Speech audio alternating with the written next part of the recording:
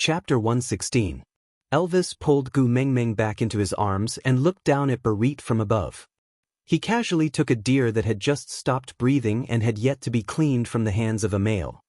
He aimed the blood vessel of the deer at Barit's mouth and let the warm blood flow down Barit's throat, nourishing his body. Barit rolled his eyes and forced his dry eyes open.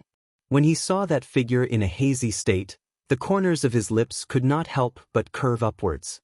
Gu Mengmeng, yes, I'm here. Gu Mengmeng wanted to struggle out of Elvis's arms, but Elvis's arms did not budge at all, like they were made of steel, not letting her struggle at all. Gu Mengmeng had no choice but to give up struggling. She stared at Barit helplessly and said, "Why are you so silly? I told you to kneel for 3 days and 3 nights, and you're really going to kneel? This stubborn fellow, if he loses his life, he'll lose everything. As long as you are safe, my life is nothing." With every word Barit said, his throat felt as if it was being cut by a knife. However, this kind of pain made him feel exceptionally blissful. He thanked the beast deity for taking pity on him and fulfilling his last wish. He would use the rest of his life to protect Gu Mengmeng. Only then would he have no regrets when he had to return to the arms of the beast deity. Gu Mengmeng's eyes were a little sore. He had actually done so much for someone he had only known for 2 to 3 days. "Since you're not dead, go back and rest." Elvis did not like the way Gu Mengmeng was looking at Barit, and even more so, he did not like the way she was so concerned about him. Hence, he carried Gu Mengmeng and jumped down from the platform of the deity's punishment without any explanation, walking back in big strides. Seeing that Gu Mengmeng did not give up and was still stretching her neck to look back, he whispered into her ear, "The recovery ability of males is very strong. Since he's awake, he won't die. Sandy is waiting for you. If you don't go back, she'll cry again." "Oh yes, Sandy is still waiting for me." Gu Mengmeng retracted her gaze from the platform of the deity's punishment and turned to look forward. She rubbed her tummy and said, "Even I feel hungry, Sandy must be famished too. Hurry up, let's go back and eat." Elvis sighed silently. Was his decision wise? Why did it feel like there was a wolf at the front door and a tiger at the back door? Between Barit and Sandy, who should he guard against first? Even though he was thinking about it, Elvis did not slow down his pace. After all, Gu Mengmeng was also hungry. When they returned to the place where they were supposed to roast the meat, Gu Mengmeng really wanted to shake her head and leave. Do you know what it means to be covered in corpses and to have blood flow like a river? If he glanced to the left, he would see a tiger's paw. If he glanced to the right, he would see a wolf's head. F***ck me. Beast God, aren't you going to do something about your people being so cruel? What happened? Elvis's gaze circled around Gu Mengmeng, so he naturally did not miss out on her aggrieved expression. Gu Mengmeng sighed helplessly and wrapped her arms around Elvis's neck. The ground was filled with blood. She did not want to go down. "Gu Mengmeng, you're back." Sandy welcomed her from afar and smiled sweetly at her. Gu Mengmeng looked at Bode, who was standing behind Sandy, and said bluntly, "The ground is so dirty and you're letting Sandy run around like that?" Bode was infuriated by her scolding. He wanted to retort but did not dare to do so due to Elvis's pressure and Sandy's protection. Aside from the topic. Chapter 117. Bode carried Sandy up according to Gu Mengmeng's instructions and stood behind Elvis from the side. Gu Mengmeng then nodded her head in satisfaction, then pointed to a relatively clean place by the stream and said, "Leader, let's go there." All right. Any place with Gu Mengmeng was a good place. Elvis brought Gu Mengmeng to the stream and Bode carried Sandy over. Once the 2 females landed on the ground, they held hands and started to converse like best friends. Elvis and Bode could not interrupt at all and could only sigh silently, waiting for when these 2 fellows would remember them. Growl, growl, Sandy's stomach growled, and Gu Mengmeng then remembered that they had not eaten yet. She smiled and said, "Leader, help me start a fire here. Bode, bring over 2 fishes that Elvis and Leah caught just now." Bode clenched his teeth but did not dare to bare his teeth at Gu Mengmeng. Sullenly, he followed Gu Mengmeng's instructions. Elvis started a fire a few times and could be said to be very familiar with it now. Not long later, a small, warm fire was started. Gu Mengmeng took over the big fish that Bode brought over and used a thin stone she picked up from the river to scrape off the fish's scales. She borrowed Elvis's sharp claws to cut open the fish's stomach and took out all the internal organs before throwing them away. Then, she washed the fish in the stream and used the branches that Elvis had prepared earlier to skewer the fish using the cross-fixation method and roast it slowly over the fire. The aroma of the fish became stronger as time went by. Sandy, who had a look of disdain, could not help but swallow her saliva. She had already asked Gu Mengmeng 8 times, "Can we eat now?" Gu Mengmeng pretended to be mysterious and said, "Almost done, but we still lack a secret weapon." "What is it?" Sandy could not help but become nervous and lowered her voice. The way the two of them spoke was like an underground gang meeting. However, to males with exceptional hearing, they really did not need to do so because they could still hear clearly. Gu Mengmeng hooked her finger and asked Sandy to come closer. Sandy naturally did as she was told. Gu Mengmeng whispered into Sandy's ear, "Yellow gravy." Sandy had thought that Gu Mengmeng wanted the yellow gravy to roast the rabbits. Although Gu Mengmeng had brought back a lot of yellow gravy, no one managed to hunt any rabbits today and was still feeling regretful. Who would have thought that this water shuttle could also be roasted with yellow gravy? Too unexpected, too pleasantly surprised. "Bode, hurry, bring the yellow sauce that Gu Mengmeng brought back, bring all of it over." Finally, Bode was so touched that he was about to cry. After a whole day, he finally got an order. It was from Sandy. They had been ordered around by Gu Mengmeng for an entire day, and now they could finally be ordered around by their own females. You guys don't understand this kind of happiness. Bode had not walked far when Colin walked over with all the yellow gravy he had gotten today and all the yellow gravy that the males in the tribe had contributed to coax Gu Mengmeng. Gu Mengmeng chuckled. "I don't need so much. Share it with everyone. Everyone here will have a share. Let's all have a taste." "How can we do that? This precious yellow gravy is not even enough for the females. How are the males going to eat it?" Colin looked at the yellow gravy in his hands and felt his heart ache. Although he had used Gu Mengmeng's method and obtained it successfully this time, it was hard to guarantee that it would be the same next time. If it was given to the males, what would Gu Mengmeng eat? Aside from the topic, come, today's small question. What is the prototype of Daddy Leah? Reward policy, first place, 68xxb second place, 58xxb third place, 38xxb other participation prizes, 18xxb note. Chapter 118. The sexism in the beast world was really deeply rooted. Looking at the males standing behind Colin nodding their heads in agreement, Gu Mengmeng did not know whether to laugh or cry. Dusting off her hands and standing up, Gu Mengmeng nodded her head and said, "Although the yellow gravy is precious, it's not something rare. As long as you guys can help me find the nest of the yellow needle insects, I can guarantee an unlimited supply of yellow gravy from Saint Nazir. Just one thing, it doesn't matter how much you eat, but you can't waste it." If it was in the past, Gu Mengmeng's words would only be treated as a willful little female spouting nonsense. They would only cooperate and express their admiration, then even if it meant risking their lives, they would still help her fulfill her promise. But now, the situation seemed to be reversed. This skinny and tiny female seemed to be emitting an irresistible power. Her words were convincing and there was no room for doubt. Even males could eat the yellow gravy? Such a precious thing, unlimited supply? Everyone looked at Gu Mengmeng, their hearts surging. They had to become stronger. How could they let a little female shoulder the heavy burden of making the entire Saint Nazir prosperous? She was so weak, she should be protected and taken care of.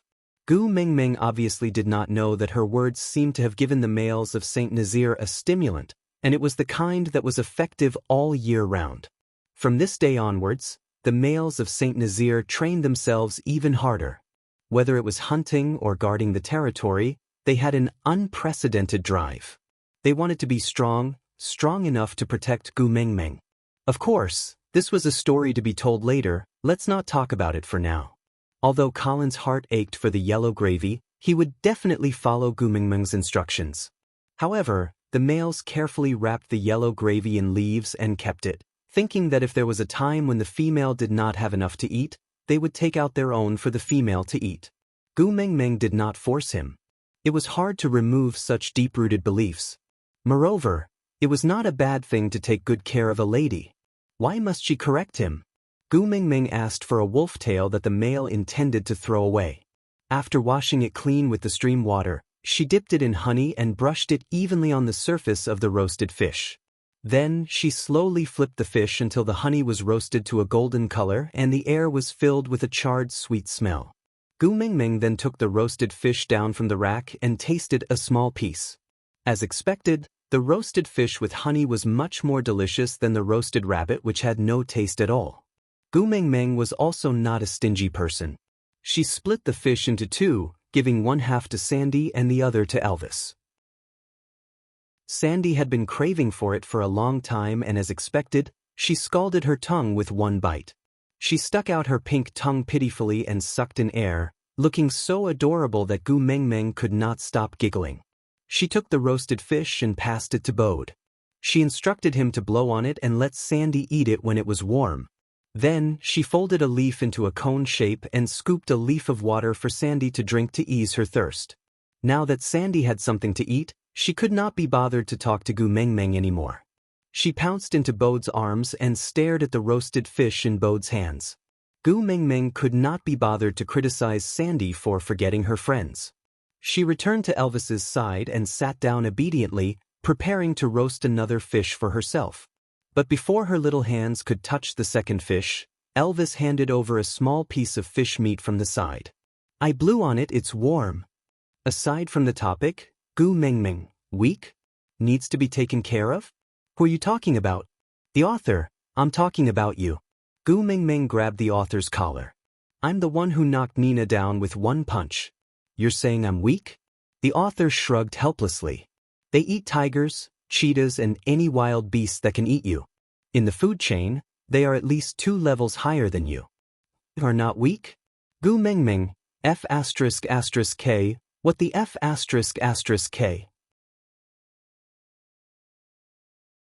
Chapter 119. Gu Mengmeng felt a warmth in her heart. She opened her mouth with a smile and swallowed the fish that Elvis sent to her mouth. The temperature was just right and the fish bones had already been picked out. Leader was actually such a meticulous person. Elvis felt a warmth in his heart when he saw Gu Mengmeng eating contentedly. Luckily, she was willing to give him a chance to take care of her. Maybe he was just overthinking when he said, "We." Gu Mengmeng allowed Elvis to feed her while she swiftly processed the second fish. But before she could scrape off all the scales, Sandy could not wait any longer. A pair of chubby little hands were placed on Gu Mengmeng's shoulders. She stuck her head out and asked, Gu Meng, are you done? I still want to eat more. This water shuttle is actually so delicious. It's not done yet. Wait a while, I will let you eat all of it after I'm done. Gu Mengmeng treated Sandy like a parent who spoiled her child without any principles. Can you teach Bode? Let him learn how to do it from you. Once he learns it, let him roast it for us. Although Sandy was greedy, her heart ached for Gu Mengmeng's little hands. They must be cold after soaking in the water for such a long time. And even though this water shuttle became extremely delicious after being roasted by Gu Mengmeng's little hands, it still smelled terrible when processed. Just think about how other females were treated like their ancestors when they were in heat. But Gu Mengmeng, the first beauty of Saint Nazaire, was actually squatting by the stream to roast fish, and for her to eat. Sandy felt more touched the more she thought about it. She pounced onto Gu Mengmeng and hugged her tightly. Her furry little ears twitched continuously. She said with a naive expression, Gu Mengmeng, if only you were a male. Then, I would definitely mate with you and never be separated from you for the rest of my life. Gu Mengmeng used her finger that was soaked in water to touch Sandy's little nose. She smiled and said, Yeah, if I were a male, I would definitely marry you.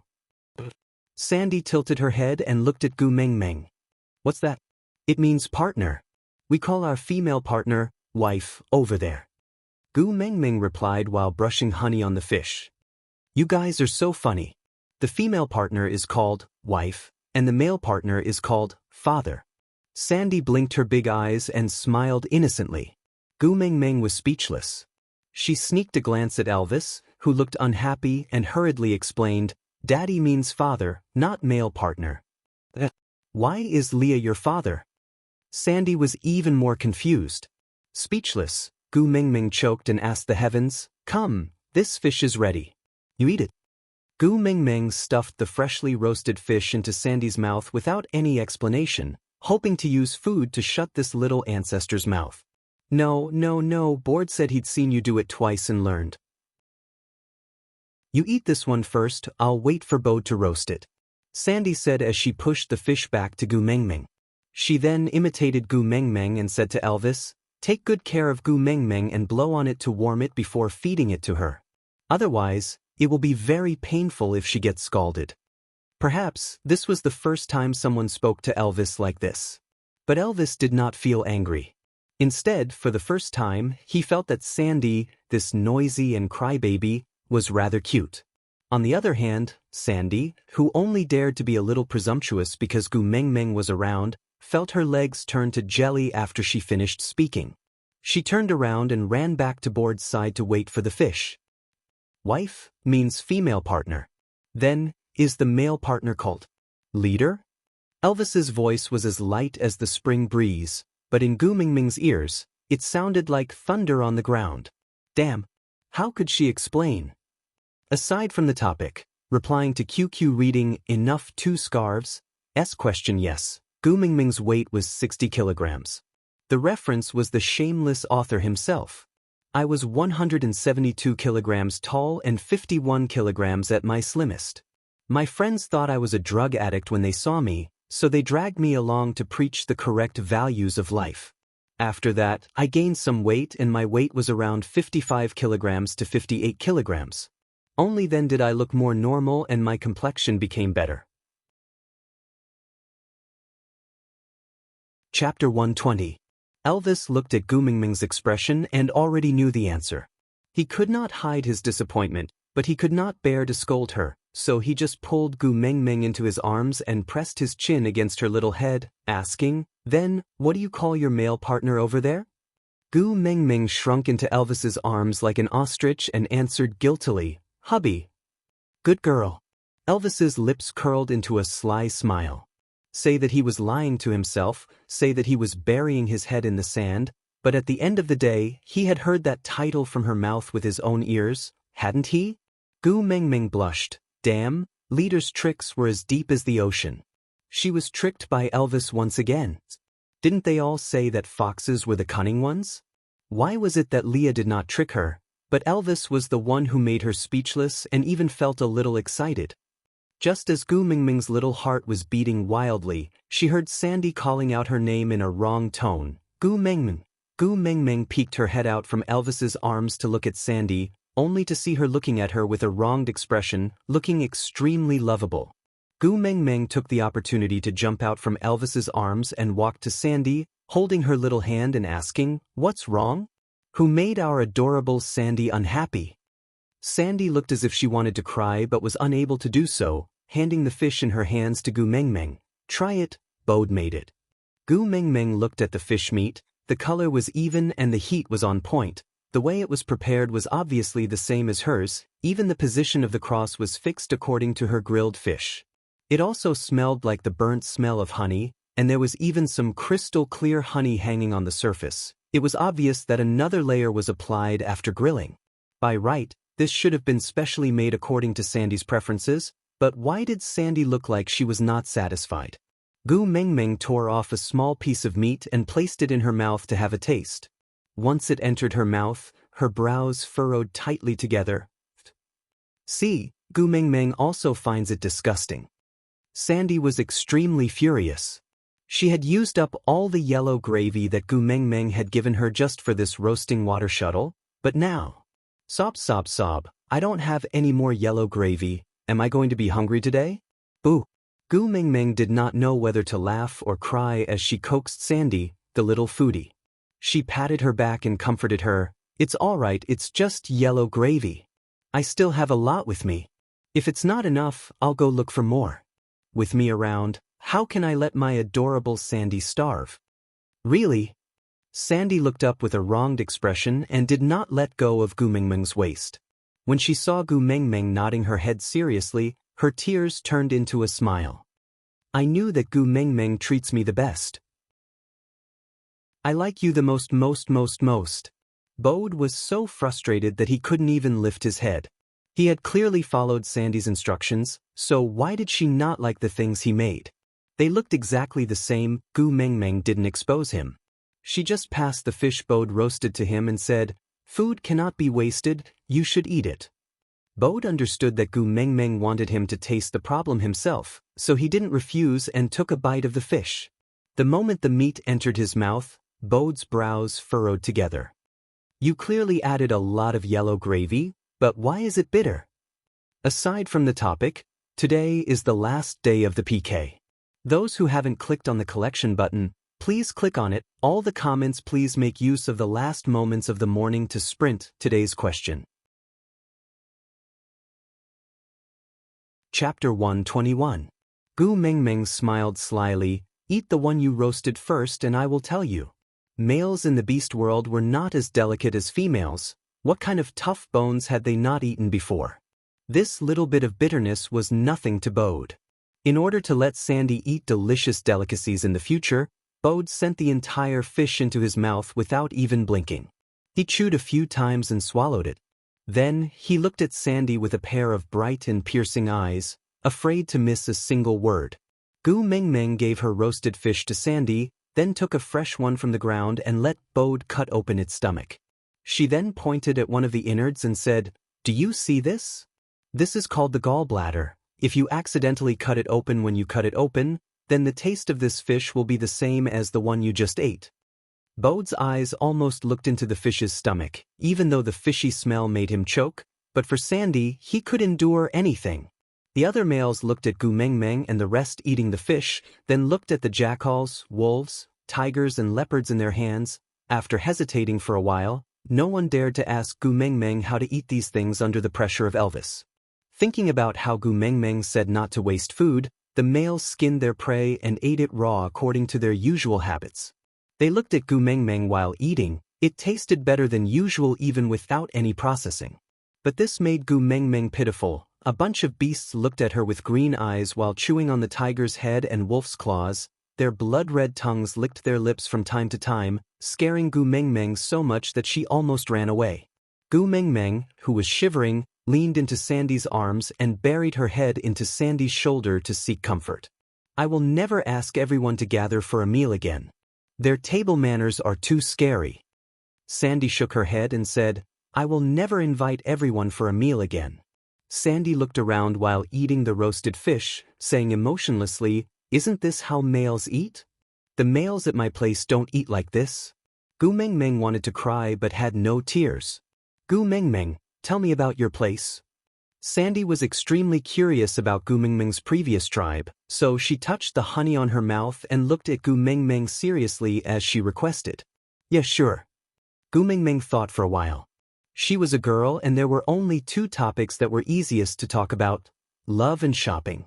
Looking around, he realized that there wasn't even a small town store. Shopping was out of the question. There was definitely no common topic, so he decided to talk about love. So Gu Mengmeng cleared her throat and started to tell Sandy about Korean dramas. Of course, she automatically replaced the male and female protagonists in the story with male and female, and the story she told originated from Descendants of the Sun. Gu Mengmeng held Sandy's little hand and looked into her eyes with deep affection. She asked in a tender voice, regarding kissing you without permission, should I confess or apologize? Sandy clasped her hands in front of her chest and took a deep breath. She shrugged her round little shoulders and nodded like a chick pecking rice. She wanted to express something, but she realized that her vocabulary was limited by her imagination. This is too much. How can you kiss a female without permission? Moreover, he actually left the female alone at the rendezvous. This kind of male is too useless. Before Sandy could arrange a word to express the emotions in her heart, the meal had already been finished. The males who had transformed into humans had already gathered in a circle, each of them sitting around Gu Mengmeng to listen to her story, as if they were watching old movies in the old countryside. Aside from the topic. Chapter 122. The corners of Gu Mingming's mouth twitched as she laughed dryly. The biggest generation gap in the world was not from the present to the past, nor was it the fact that you did not know that I loved you when I was right in front of you. It was the gender gap. It was said that the difference between a man's chromosome and a woman's was even bigger than the difference between a man and a gorilla. In the past, Gu Mingming thought that it was nonsense, but now, she believed it. Sandy had obviously become Yu Sijin's fangirl through the passage of time, so she protested. What do you know? The tribe is in danger. Do you still want to continue the date and not protect the tribe? The male who raised the question shrunk his neck, obviously not willing to make Sandy unhappy, so he hurriedly explained, what I mean is, that male left the female alone at the dating spot and ran back to protect the tribe. What if the female is in danger? When there is no one around to protect her, how can he leave the female alone outside? Especially when the tribe is under attack. Before this male finished his sentence, another male followed up, yeah, if Saint Nazir is under attack, we will also fight to the death and be willing to sacrifice our lives to protect the tribe. But the aim of protecting the tribe is to not let the females be harmed, so every time a male has a female in his family, he will leave at least half of the males to protect his own female. 4 females like Sandy who only have 6 males, the tribe will send more powerful males to join in the protection ranks. Leaving the female alone in a dangerous environment, this male really should not have done it. Hearing that, Sandy was also a little confused. She turned around to look at Gu Mengmeng and asked, then why did Yu Sijin leave Kong Muan alone? Could it be to protect the other females in the tribe? Gu Mengmeng smiled and shook her head, making up a version that did not belong to descendants of the sun. That battle was too cruel, he did not even know if he could return alive. If he brought Kong Moyan along, wouldn't it be equivalent to bringing her into danger too? Instead of dying together, wouldn't it be better to let one of them escape and survive? This question caused the entire place to sink into silence. This seemed to be a question that they had never thought of before because the rules in the beast world were very simple. Attack or defend, win or lose. There was only life and death, success or failure. There was no option to send the females away first. But if they really met an opponent with a great disparity in strength, and even Elvis and Leah could not withstand a single blow from the enemy, then they could send the tribe's females away first, and come back to fight with their lives on the line, buying more time for them to escape. As long as they could escape to any tribe, they would be well taken care of.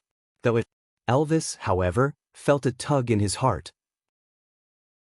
He pulled Gu Mengmeng back into his arms and said in a voice dripping with blood, the reason why you're still not announcing your first partner is because you're waiting for him to come back, right? Gu Mingming's spine stiffened, completely unable to keep up with Elvis's pace. Your original tribe met with a strong enemy. In order to protect you, he sent you away first and let you escape alone, while he went back to delay the enemy to buy time for you. That's why you appeared in that pond alone and was met by me, right? Elvis did not even dare to look at Gu Mingming's eyes. His heart was in so much pain from being torn apart. It had nothing to do with jealousy, nothing to do with family status, it was just that his heart ached for her to encounter such cruelty in her original tribe. Aside from the topic, this is the last chapter of the PK period. The PK will end this afternoon. Once the results are out, I will immediately share the results with everyone through the author's post. No matter what, thank you all for your support along the way, helping me to comment and come up with questions for the past few days. It's been hard on everyone. Chapter 123. This is what you wanted to tell me just now, right? Elvis pressed Gu Mengmeng against his chest and hugged her tightly.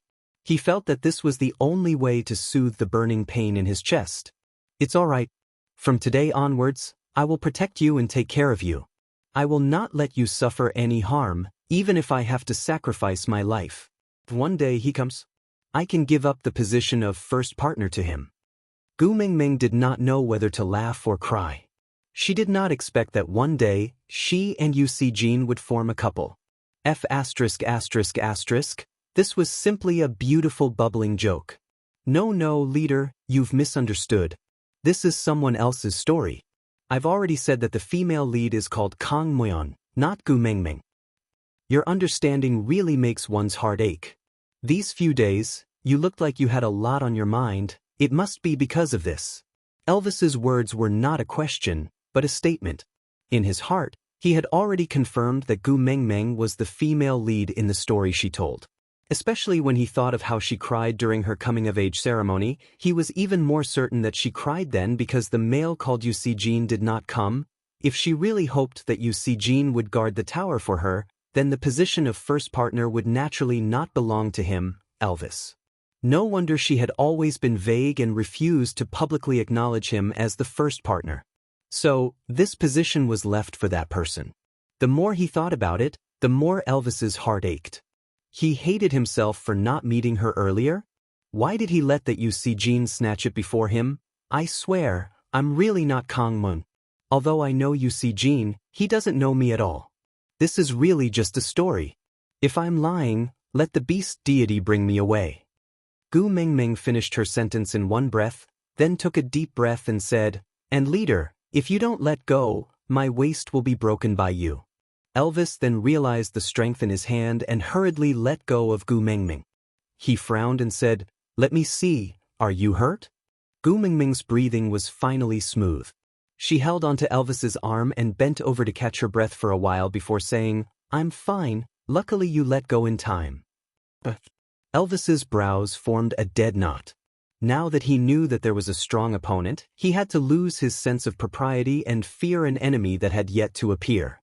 This was really not Elvis's style, but as it concerned Gu Mengmeng, he could not suppress the uncertainty in his heart. "It's okay, I was just joking. Look, I'm fine." Gu Mengmeng noticed his low spirits and patted his shoulders. "Leader, Yu Si-jin really has nothing to do with me. Even if I know him, he has already mated with Kang Moyeon. There is a mountain range in the Himalayas between us. That is a gap that cannot be crossed. It is impossible for us to have any interaction in this lifetime, so don't worry about it. All right." However, Elvis's brows did not relax because of Gu Mengmeng's words. Instead, his ruthless aura lingered in the air. Even someone like Gu Mengmeng, who was slow to react, could feel a strong murderous intent. "Is it because he chose Kang Moyeon and abandoned you that you wandered alone in the dangerous forest?" Elvis only felt his heart tremble. If he had not found her in time, how long would she have to soak in that pool? What if she met a wild beast? What if she met a stray orc? The more he thought about it, the more terrified he became. Elvis clenched his fists tightly and said, "Where is he? I will kill him to avenge you." Aside from the topic, good news, when 2P was over. Next, it was time for the daily routine of stable updates and recommendations. Then, little babies who want to eat meat, please join the group. For 927799273 Clear Soup novel lovers, little pure babies who want a 1v1, please don't join. The taste in the group is a little heavy and may not suit you. Chapter 124. Gu Mengmeng was dumbfounded and only understood what was going on after a long while. She immediately rolled on the ground and burst into laughter, so much so that a pig squealed. Elvis was a little dazed by her laughter, but his anger gradually dissipated with her laughter. Leah rushed back after treating Adali's wound but was stopped by Nina's partner on the way back to treat the wound on Nina's neck in Quinton. Leah could tell that Nina's injury was caused by Elvis at first glance. In the past, no matter how angry he was, he had never really hurt a female. This time, he was forced to the point that he could not hold it in anymore. Nina must have provoked Gu Mengmeng. Thinking about this, Leah secretly added some yellow root into the medicine that he applied on Nina. Seeing Nina crying out from the spiciness, Leah just smiled like a deity and thought to himself, "Serves you right for provoking my Gu Mengmeng." But after he finished, Leah was stunned again. He actually intervened in the affairs between females? And in such a childish way? Gu Mengmeng's influence was really not to be underestimated. Thinking about this, Leah wanted to return to Gu Mengmeng's side even more. Even if they had not mated yet, his instincts told him that being by her side was his home. When he rushed back, he saw Gu Mengmeng rolling on the ground while laughing so hard that she could not straighten her back. He did not even know what she was laughing about, but the corners of his lips curled up on his own accord, and his gaze turned soft like a puddle of water. Leah walked to Gu Mingming's side and carried her up from the ground. He patted the dirt off her while saying, "What made you laugh like this? Tell me about it too." "Daddy Leah." Gu Mingming's cheeks were sore from laughing so much that she barely stopped her exaggerated laughter when she saw Leah. She held onto Lee's shoulders and said while shaking her shoulders to hold back her laughter, "Leader thinks that I have an affair with you, Si-jin, and is going to silence me now." Leah raised his brows and savored this name that he had never heard before. "You, Si-jin?" Gu Mingming still could not hold it in. The more she wanted to stop laughing, the more she wanted to laugh. She turned into vibrating mode in Lee's arms. Leah looked at Elvis and said gently, "Together?" Finally, Gu Mingming burst out in laughter once again. The entire sky above St. Nazaire reverberated with her laughter. "Ha!" When Gu Mingming was finally done laughing, she forcefully waved her hands and said, "What do I have to say to make you believe that this is really just a story? It has nothing to do with me." Elvis and Leah exchanged glances before nodding. "As long as you say it, we will believe you." No matter how suspicious they were, even if Si-jin appeared before their eyes, as long as Gu Mingming said no, they would believe it. Gu Mingming shook her head and sighed. It was obvious that the two of them did not believe her but were stubborn. But it couldn't be helped. You could never wake someone who was pretending to be asleep, could you? As long as you believe me, as long as you believe me. Gu Mingming thought that time would prove everything. Since she could not explain to them what a television series was, she could only let time dilute everything. After a while, when the legendary Si-jin did not appear, they would naturally forget about it. Gu Mingming jumped down from Lee's arms and prepared to roast another fish for Leah to eat. But the moment she pulled Lee's hand, she smelled a familiar scent. Gu Mingming stared at Leah with her innocent and clear doe-like eyes. She raised his wrist and asked, "Daddy Leah, hurry, tell me, what did you touch just now?"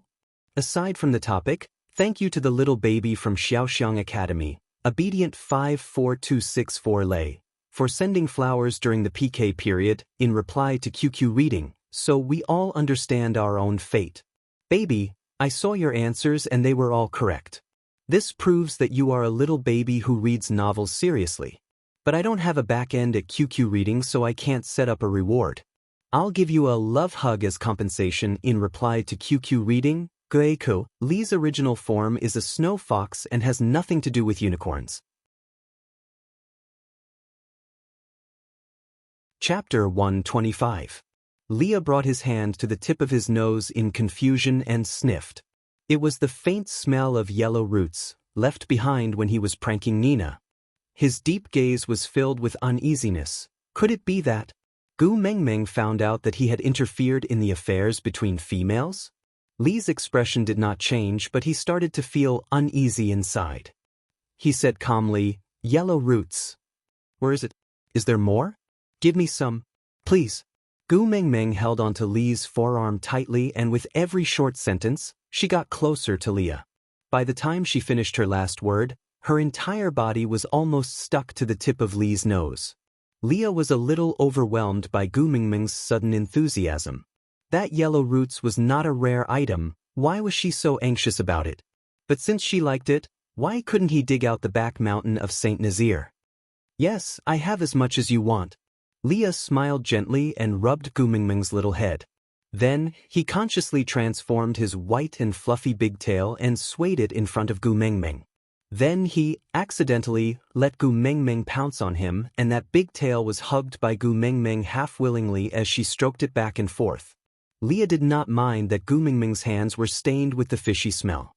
He just watched her play with indulgence and pampering while building a new fire by the stream with Elvis.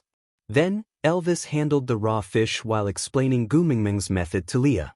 Leah referred to Bode's diligent roasting process at the side, and combined with Elvis's description, he tried to roast a fish. He tore a small piece of fish meat and sent it into his mouth. Yeah, there was no strange taste, so it could be given to Gu Mingming. "Gu Mingming, come, open your mouth." Leah blew a small piece of meat without the fish bones until it was warm and sent it to Gu Mingming's mouth, who was having a great time playing with the tail. Gu Mengmeng opened her mouth obediently.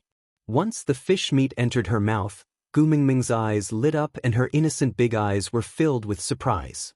She looked at Leah and praised, "Daddy Leah, you're really a master chef. This fish is crispy on the outside and tender on the inside. The combination of the honey and the fish is just right. It's the best in the world." If not for the fact that she was hugging Bigtail and had no time, Gu Mengmeng really wanted to give Leah 10086 likes.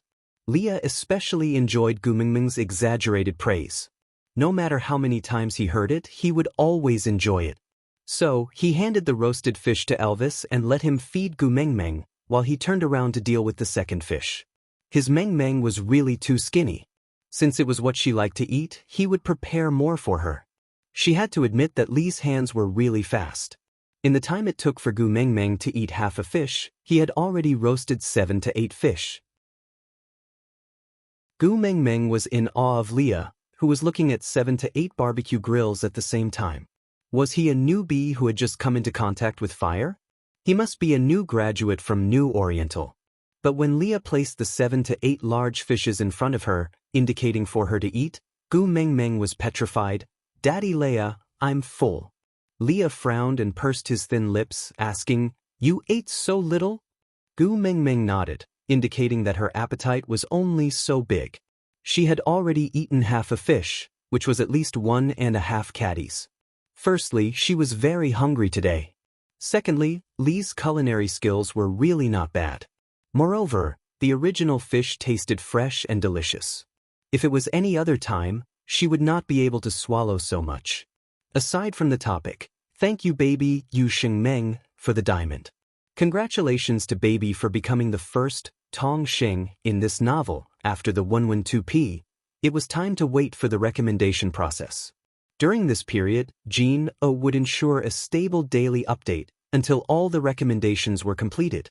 The editor originally said that it could be published now, but because Jean had promised her babies that she would let Elvis take up the position before it was published, so that everyone could eat more meat.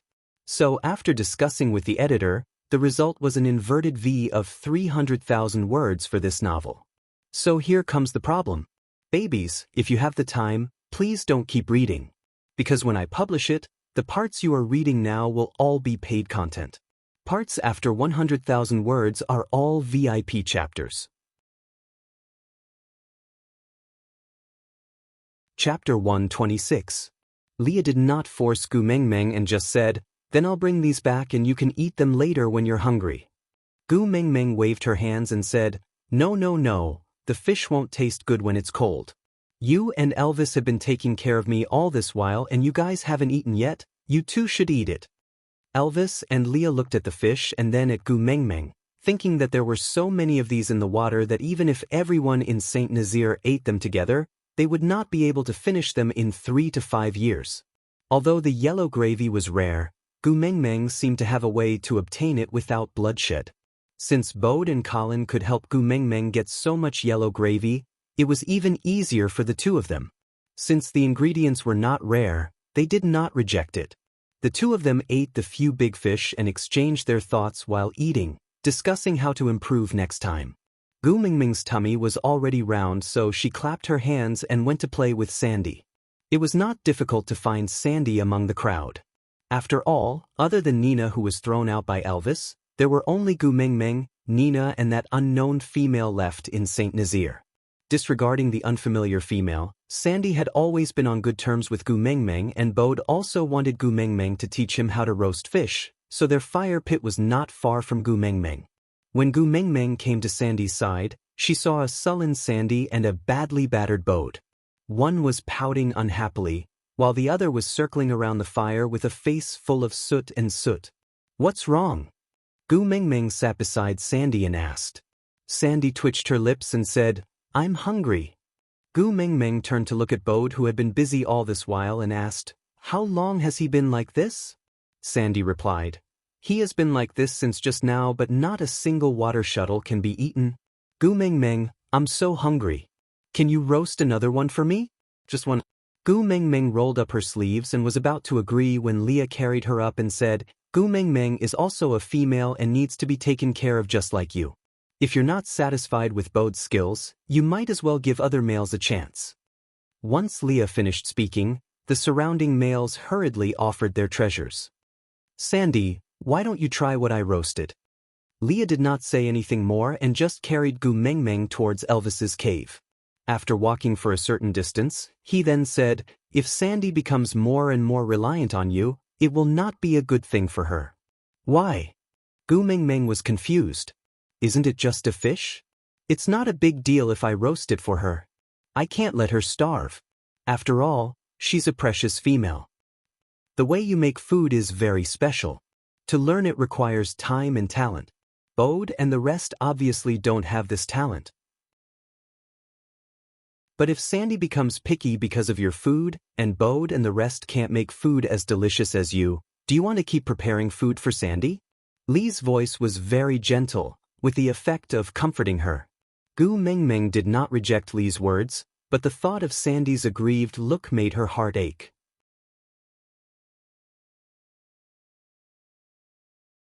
Chapter 127. No, I don't think so. Gu Mengmeng had never thought that her care for Sandy would cost her life. She was in disbelief, but seeing that Leah did not look like he was joking, she could only sigh and say, all right, I know. Then find some time to teach Bode and the rest. I feel that your skills are excellent as long as they can learn half of your skills. Oh no, as long as they learn 30% of your skills, Sandy would not have a stomach ache. Leah smiled and nodded, agreeing to it. Returning to Elvis's cave, Leah found a brand new set of clothes from the depths of the cave. The one you're wearing is dirty, take it off and change into another. Gu Mengmeng lowered her head to take a look. She was indeed covered in fish scales. She did not need to sniff closely to smell the fishy smell. Even she could not stand it, not to mention Elvis and Leah, who had an extremely sensitive sense of smell. Gu Mengmeng laughed awkwardly, took the new clothes from Lee's hands and looked at it. Another new one? Where's my rabbit skin dress from the last time? I threw it away. Elvis answered easily. Gu Mengmeng's lips twitched. Threw it away? It's dirty. Elvis answered concisely. F*******.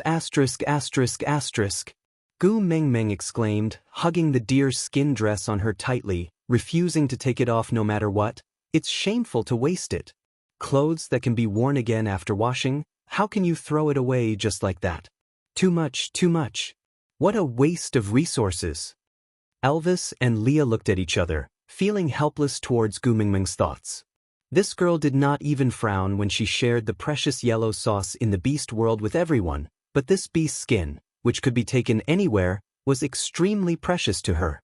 Leah carried Gu Mengmeng up, measuring the new clothes while saying, there are only 4 females in the tribe, but 127 males. Even if the females change into 5 sets of new clothes every day, the tribe still has to throw away a lot of the food and fur used. Food and fur. Gu Mengmeng recalled the food that the males ate today.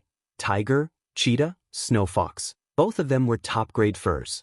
Things that were hard to find in the modern world had become disposable items in this world. No wonder Elvis could throw away his beast skin dress without feeling the slightest bit of heartache. Gu Mengmeng's heart skipped a beat. Forgive her for being a commoner, an especially greedy commoner. Gu Mengmeng felt her heart bleeding as she thought about how she had thrown away all those precious animal skins. Cupping her hands, Gu Mengmeng looked up at the sky and let out a long sigh. Beast deity, don't bother about other people's divorce. Can you find some time to manage your people's extravagant lifestyle? What's wrong? Are you feeling unwell? Elvis asked with concern. Yeah. Gu Mengmeng nodded twice, pretending to be serious. Where do you feel uncomfortable? Let me see. Leah placed the clothes at the side and walked up with concern to hold Gu Mengmeng's little hand that was covering her heart. He wanted to see if she was injured anywhere. Gu Mengmeng shook her head and said, when I heard that you wanted to throw my clothes away, my entire body ached, especially my heart. As long as you promise not to throw my clothes away, I won't feel any pain. Leah could not understand at all what kind of illness was this. He looked at Elvis, waiting for him to make a decision. Elvis was much calmer than Leah. Thinking about how she cherished the luminous pearl, he had a rough idea of what was going on. He nodded and said, As you wish, don't throw it away, then don't throw it away. I'll dig a hole just for you to put the clothes you've worn before, how about that? Aside from the topic, thank you to QQ Reader, Doryman, and Xian for the reading tokens. Thank you very much. Replying to QQ Reader's comments, Blue Sky Ancient Rhyme said that she hated NPC literature, so dear, please don't join the QQ group and just read the main content posted by Jean. The main content is a 1v1. I'll leave the rest of the content in the group as an extra to satisfy the little babies who like NPC literature.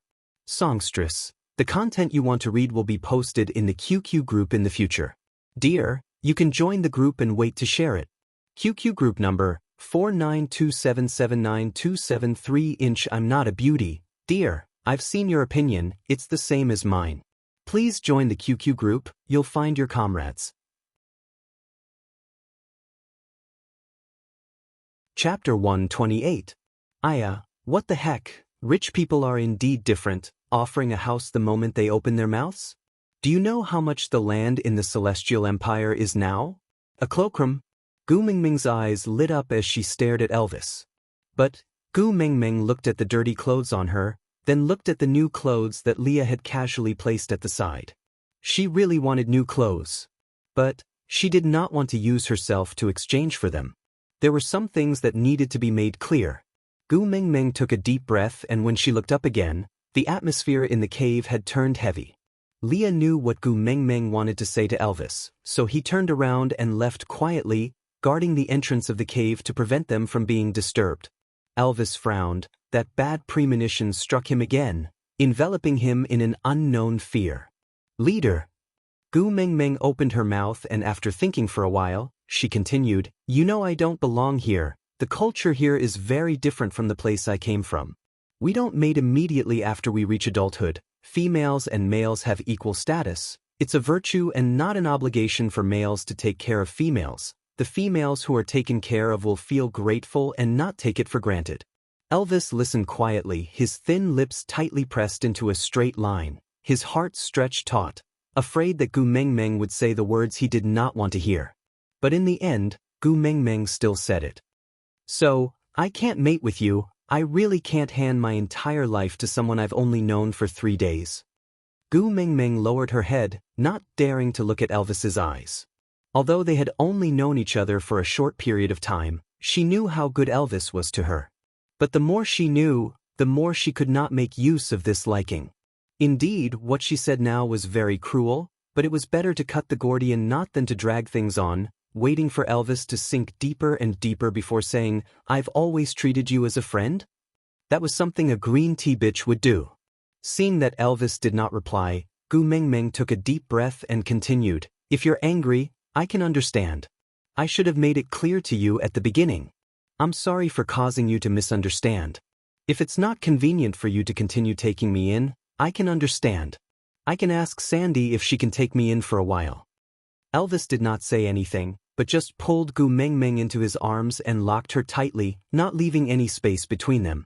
Just now, Elvis had truly experienced the pain of a blunt knife digging into his heart.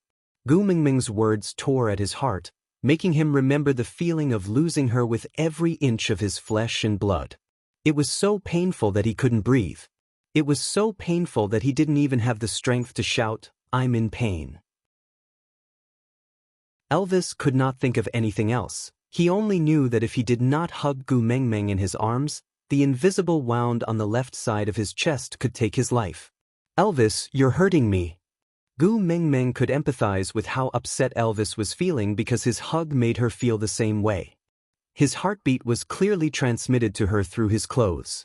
Every single one of her senses was telling her that she had done such a cruel thing, so much so that Gu Mingming felt an extremely strong sense of guilt, as if she did not reject Elvis, but rather abandoned him, the kind that abandoned him after messing around with him. Aside from the topic, Elvis, Gu Mingming, why did you reject me? I provided food, lodging and play with you. I'm handsome. Why did you reject me? Gu Mingming, your thinking is very dangerous. Elvis, why? Gu Mingming, you're attracting green tea easily. Elvis, what's green tea? Gu Mingming, eating your food, drinking your lodging, playing with your feelings and ravaging your body. then telling you, I only treat you as a friend. Elvis. Then you can be green tea, I don't mind.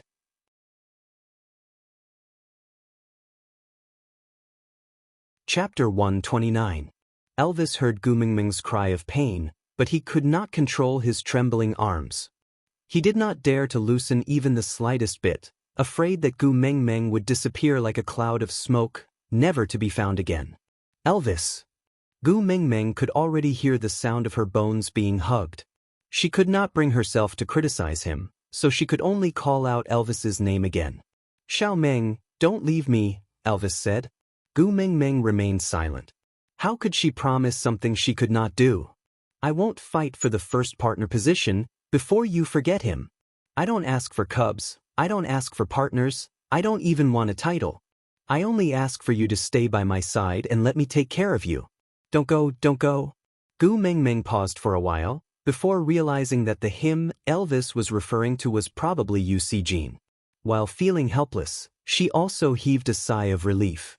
Although he was a made-up character, he still solved her urgent problem. She would not be at a disadvantage if she paired up with Song Joong-ki. Since Elvis was sure that she could not forget her old love, and promised not to XXO with her before she forgot him, then as long as Elvis's feelings for her faded, he would naturally give up on the thought of mating with her. Men, aren't they all like that? How much infatuation could they have? Thinking about this, Gu Mingming squeezed her eyes hard to make herself look like she was about to cry, pretending to be hurt. All right, before I let him go, you can't force me. As long as you do what you say, I won't leave. Really? Elvis used his height advantage to pull his upper body back a little, lowering his head to stare into Gu Mingming's clear eyes, as if this was the only way for him to believe Gu Mingming's promise. Not leaving. Gu Mingming nodded her head cautiously, then smiled in a comforting manner. I just don't want to mate. Putting this aside, I still like Saint Nazir very much. You and Leah treat me very well, and there's also the cute Sandy. I promised her that I would make all sorts of delicacies for her. If I leave just like that, she will definitely cry and say that I did not keep my promise. I can't bear to see my baby Sandy cry. As Gu Mingming said that, she pulled herself out from Elvis's arms and continued, but, since I can't mate with you, I can't accept your care for nothing. There were things I could do in exchange for my food and a place to live. Freeloading is not my style. Elvis wanted to say, it is enough that you can stay. But before he could open his mouth, Leah came in from outside and answered for Elvis. All right, first teach me how you brought Barit back to life. Teaching me, the witch doctor of the tribe, would be considered a great contribution to Saint Nazir.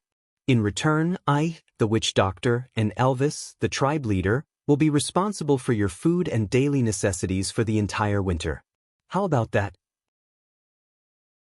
Gu Mingming heaved a sigh of relief when she saw Leah.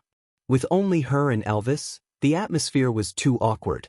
Now that there was one more person, it felt much more relaxed. Smiling, Gu Mingming waved her hands and said, how is it brought back to life? Barit did not die in the first place. He just fainted from dehydration after not eating or drinking for 3 days.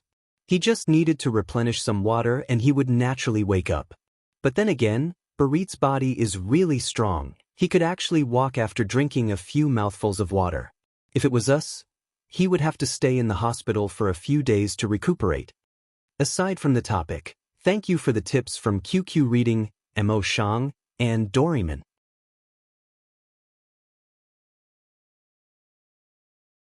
Chapter 130.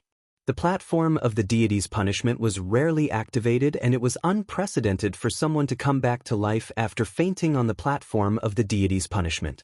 But in Gu Mingming's mouth, it was a small matter not worth mentioning.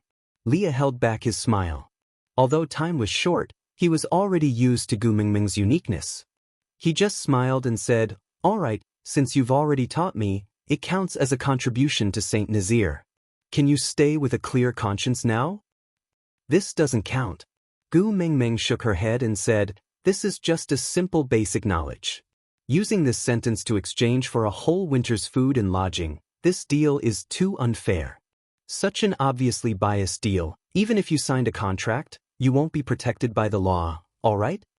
Leah did not understand what signing a contract was, and even more did not know what legal protection was. But he could roughly understand what Gu Mengmeng meant. It was a matter of course for other females to accept the care of males. Even if they were not their partners, they could still order them around easily without any return. In the eyes of females, ordering you around was already a huge favor. How could there be a need to talk about return? Ha, what a joke. And in the eyes of males, it was the same. Gu Mengmeng was, after all, different.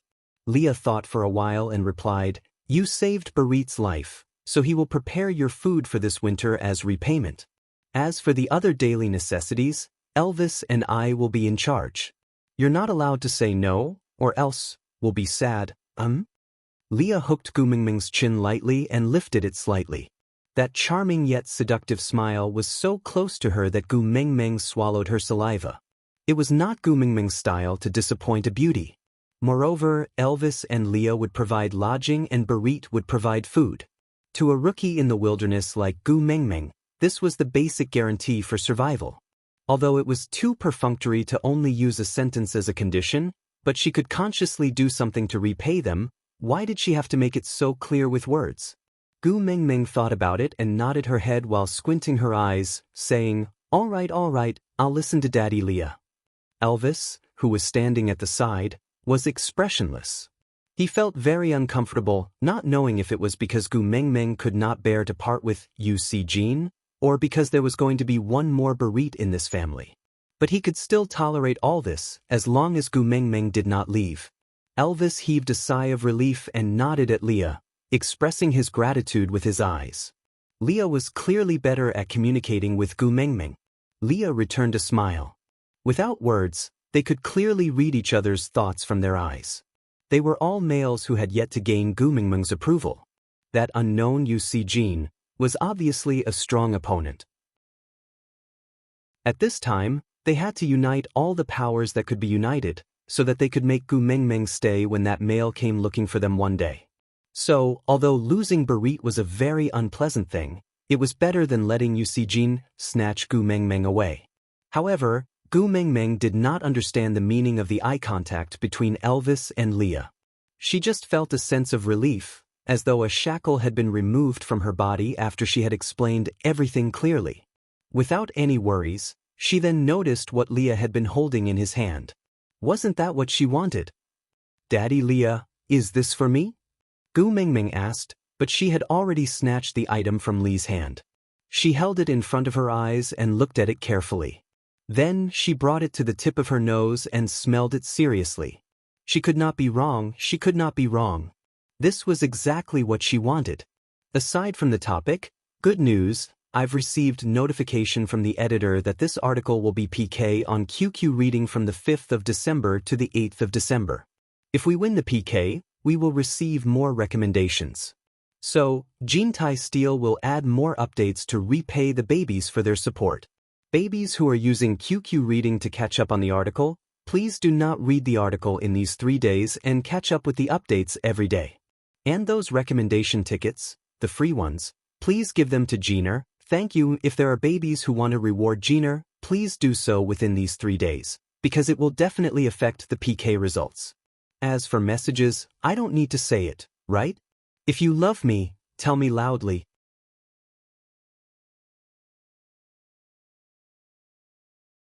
Chapter 131. Leah looked at Gu Mengmeng's face that was full of curiosity and could not help but smile. His gaze was filled with tenderness as he replied, "Yeah, the scent you smelled on my hand just now was from it. You recognize it?" Gu Mengmeng grinned till her teeth could not be seen. She nodded and said, "Yes, of course I recognize it. This is Ginger." Ginger? Leah savored the word. Although the name was different, Gu Mengmeng did not look like she recognized it wrongly. From honey, bees to fish, she had already given many different names. As such, Leah was no longer surprised by the new words that came out of Gu Mengmeng's mouth. He just thought that maybe he should get used to Gu Mengmeng's way of addressing things and accommodate her habits so that her life would be more comfortable. So, Leah did not correct Gu Mengmeng's wording and did not tell her that in the beast world, this thing was called yellow root. Yeah, if you use this to cook fish, you can remove the fishy smell. When the time comes, you can cook a big pot of it, It's fragrant, warm, and convenient. Gu Mingming gestured as she spoke. But as she gestured, her little face suddenly collapsed and she said, "What a pity, there isn't even a pot here. I shouldn't have gone to learn business management. Wouldn't it be better if I knew metallurgy? Then I would know how to forge iron and cast a pot now." Pot? Elvis continued Gu Mingming's sentence. He did not like her frowning look and could not stand her disappointment and regret. If she wanted it, he would never back down even if he had to fight with the beast deity. Gu Mingming nodded and her cheeks puffed up like buns. She said, "You all ate raw meat in the past, so you definitely don't need this thing. But I really need it.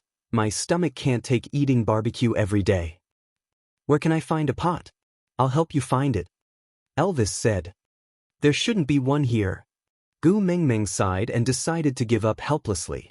But Leah circled his large tail and placed Gu Mingming at the base of his tail for her to sit steadily. His furry large tail formed an angle like a sofa for Gu Mingming to nestle comfortably. He sat sideways on the floor and played with Gu Mingming's hair while asking, "Tell us, what does a pot look like? Maybe we have it here too, just with a different name?" Gu Mingming had never been immune to Li's big tail. Once she hugged his tail and stroked his fur, she basically did not think before speaking. She would answer whatever Leah asked. A pot is a container for cooking. It can be roasted over a fire. It's usually made of metal, but now, even if you give me a piece of iron, I don't know how to smelt it, so it's impossible for me to make a pot. Leah and Elvis exchanged glances, clearly not knowing what metal was. Elvis was confident in Li's communication skills, so he did not interrupt and just stood quietly at the side, waiting for him to continue asking. Leah asked, "Other than iron, are there any other wok materials?" Gu Mingming thought about it seriously and replied, "There's also a stainless steel pot. Oh right, there's also a pot made of stone. The Koreans use it to mix rice.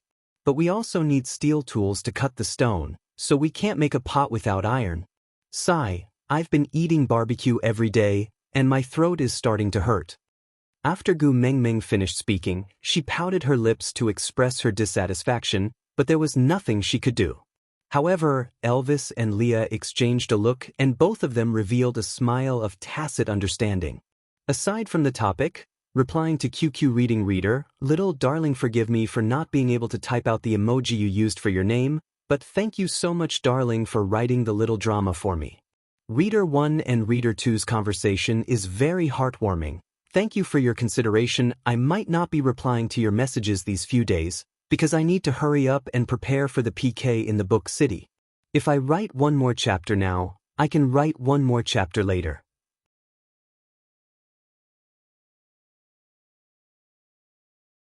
Chapter 132.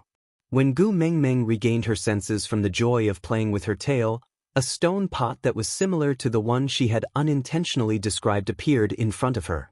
Gu Mingming blinked her innocent and clear big eyes and stared at the pot for a long time. She slapped her thigh fiercely and said, "Let's go and find Sandy to eat together."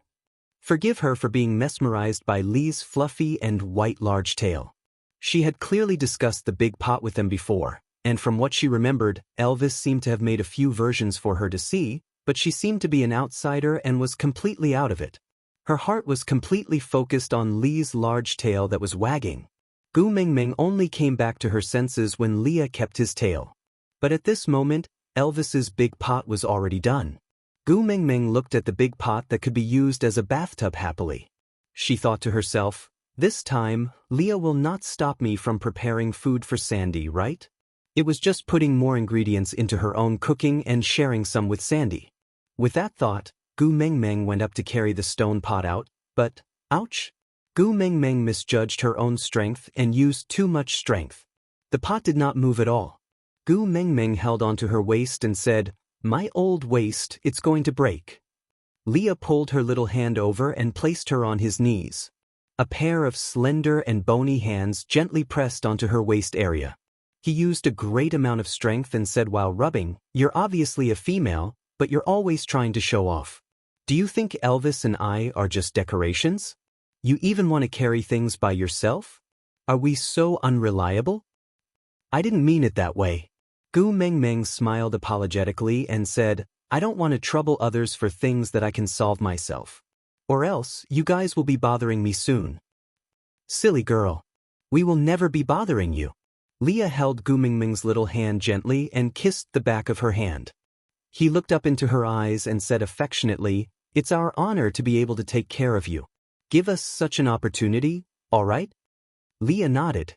Gu Mingming felt that her nose was about to bleed again.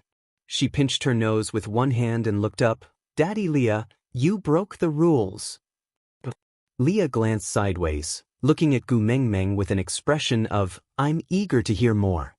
Gu Mingming said, "You can't put your devilish face too close to me. I'm afraid I won't be able to control myself and pounce on you." However, Leah suddenly smiled and opened his arms wide.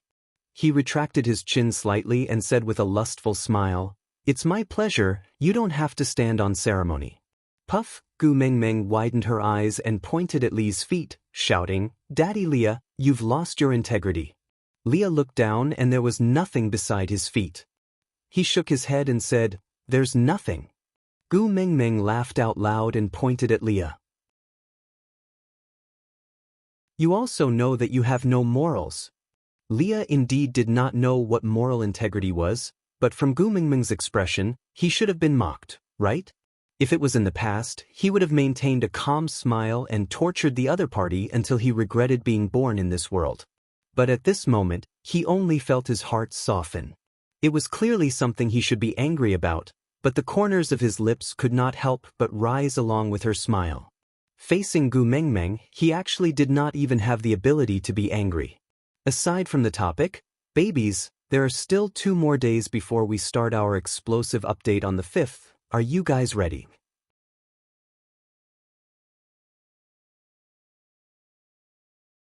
Chapter 133. In the end, Gu Mingming brought the stone pot to Sandy as she wished. However, she sat in the pot while Elvis and Leah carried her from each side of the pot. Gu Mingming mocked herself along the way.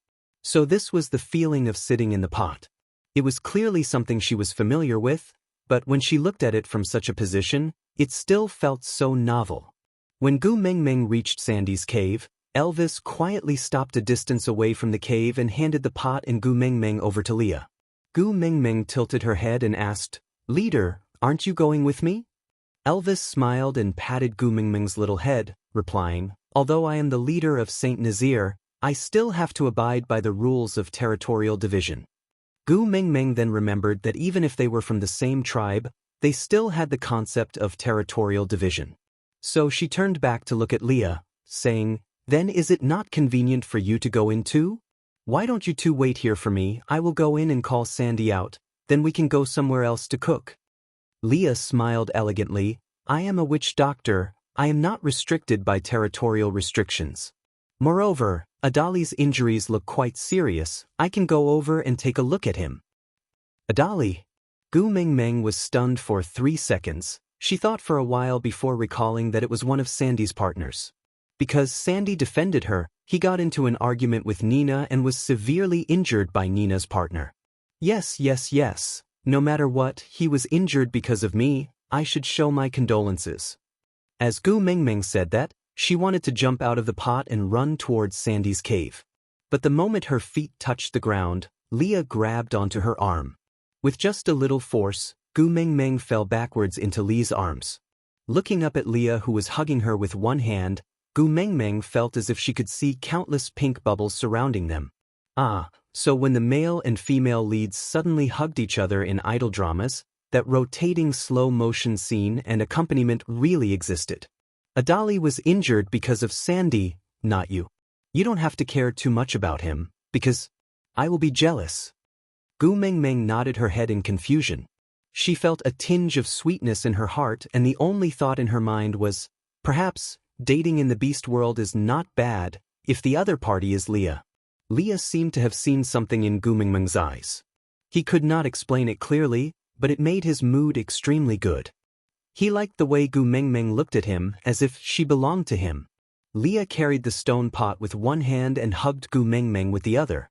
This setup of a village woman did not diminish his demonic and fairy-like aura at all. Perhaps it was because of his occupation. The stone pot in his hands was like a magical instrument used for sacrificial rituals and not a cooking tool. Before Leah reached the entrance of Sandy's cave, Sandy had already come out to welcome him. She did not look too good, and when she saw Gu Mengmeng, she forced a smile and greeted, "Gu Mengmeng, you're here."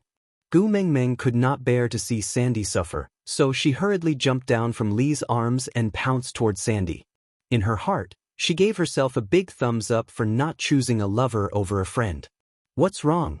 Did you not eat your fill just now? I just brought some new tools over. Let's cook something to eat together, all right?"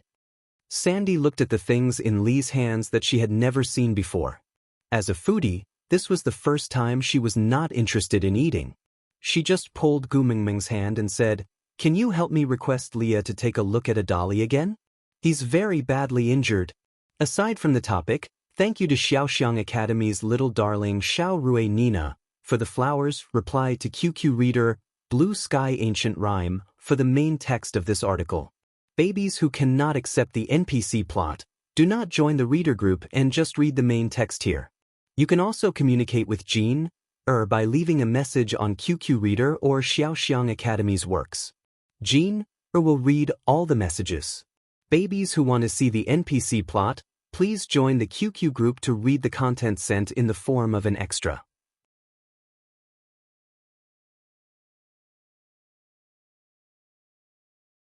Chapter 134. Daddy Leah, let's go in and take a look. Gu Mengmeng held onto Sandy's little hand and turned to plead with Leah. Leah rubbed Gu Mengmeng's little head and said, "As you wish."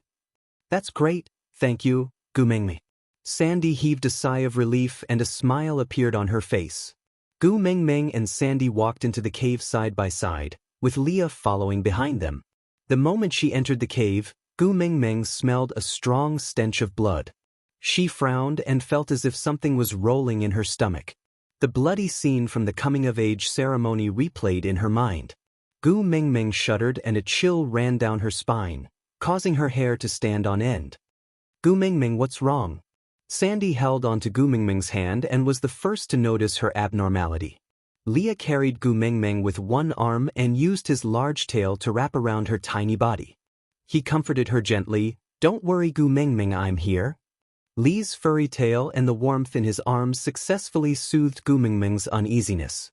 She wrapped her little arms around Lee's neck and nodded at his long and affectionate eyes.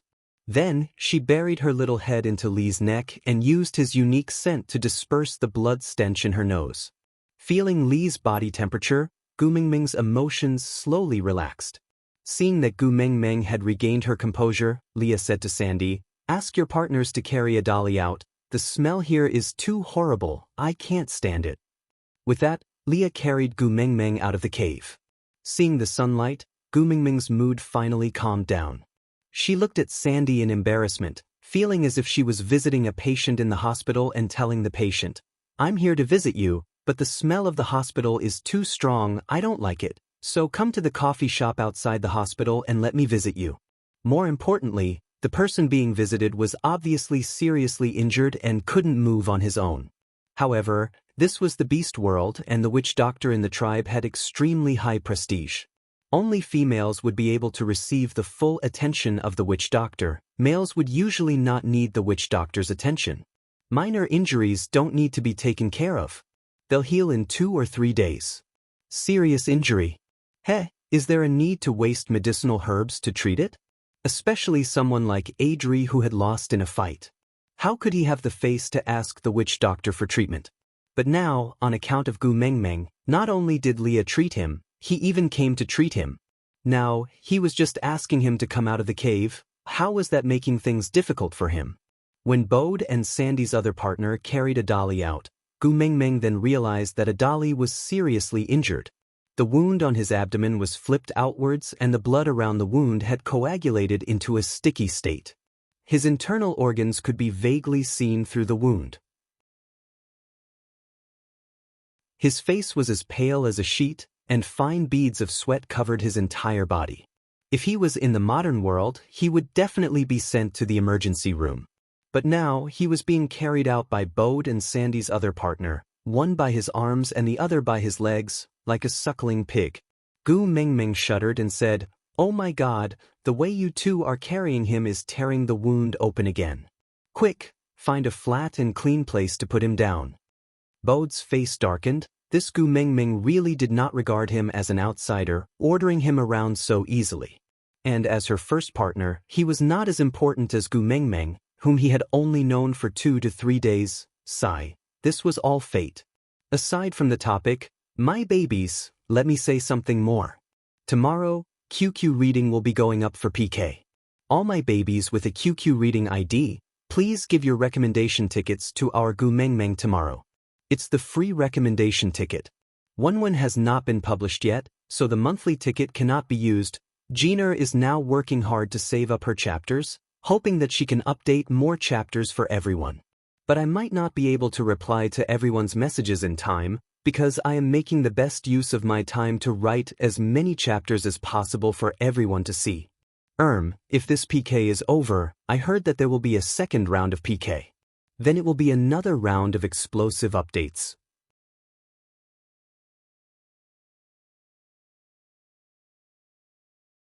Chapter 135. Sandy asked one of his mates to take out a clean hide from the cave and lay it on the ground. Bode and another male placed Adri on the hide. Leah placed the stone pot at the side and used his large tail to wrap Gu Mengmeng behind him to protect her. He then squatted down to check on Adri's injuries.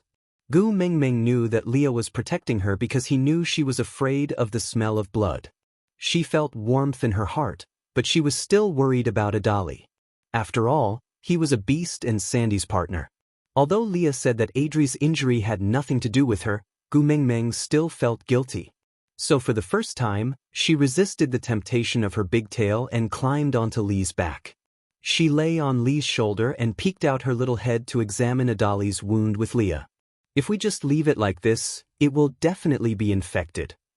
Gu Mengmeng muttered softly. Leah tilted his head and asked Gu Mengmeng, "Then what do you think we should do?"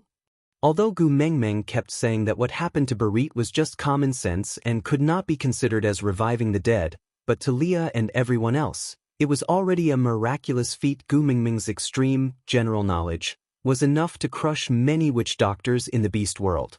So Leah still valued Gu Mengmeng's opinion. Taking 10,000 steps back, even if Gu Mengmeng was just joking, so what?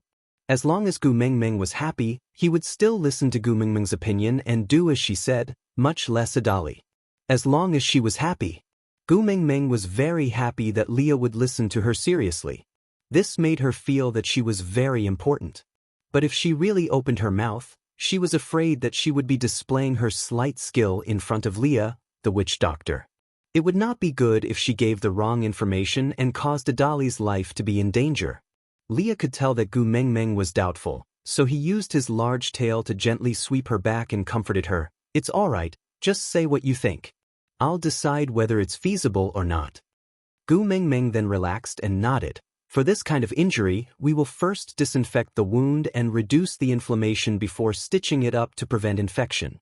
But there's no alcohol or needles. Tell me what it is. I'll make it for you." Leah thought that the pot could be replaced by something else, just like the pot.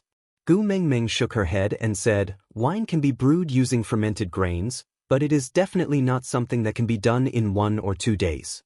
Sewing needles."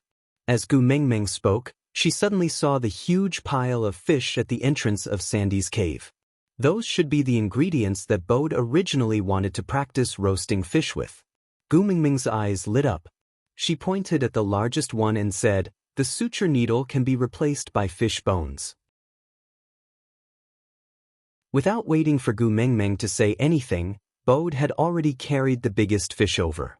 "Yep, if I don't want to be ordered around by a female other than Sandy, the best way is to get things done before she opens her mouth." In this way, he would be doing it on his own initiative and not being ordered around by other females. If Gu Mengmeng knew what Bode was thinking, she would definitely say, "Congratulations, you've learned how to answer first." It was a pity that Gu Mengmeng only cared about choosing a suitable bone from the fish bones and did not have the time to tease Bode. This is good." After searching for a long time, Gu Mengmeng finally found a fish bone with a suitable thickness and curved angle. She handed it to Leah and said, "Daddy Leah, make a small hole at this position, but don't damage the other parts, is that all right?" Aside from the topic, on the first day of PK, please leave more comments. It's best if it's related to the plot. Those who have tickets, please hand over your tickets. Those who don't have tickets, please hand over your tickets tomorrow. Those who haven't bookmarked it, please click to bookmark it. Those who have bookmarked it, please keep it. Those who want to reward Jean Eyre and Gu Mengmeng, you can start your performance now.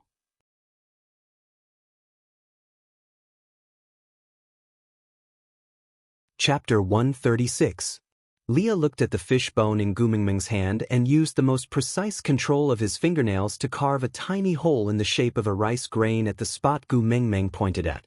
Gu Mengmeng looked at it again and again before nodding her head in satisfaction. Yes, yes, yes, just like this. With the needle, Gu Mengmeng lowered her head and looked around. She saw the stone pot that Leah had placed at the side and said to Sandy, "Sandy, ask your partner to start a fire and find 3 tree trunks as thick as this one and some sturdier tree vines." "Oh, right, I need Elvis's help. Can he come over too?" Sandy replied, "Of course." After getting Sandy's permission, Gu Mengmeng turned to Elvis and shouted, "Leader, you can come over now." Sandy has agreed. Actually, with Elvis's hearing, Gu Mengmeng really did not need to shout like that because he had already heard their conversation just now.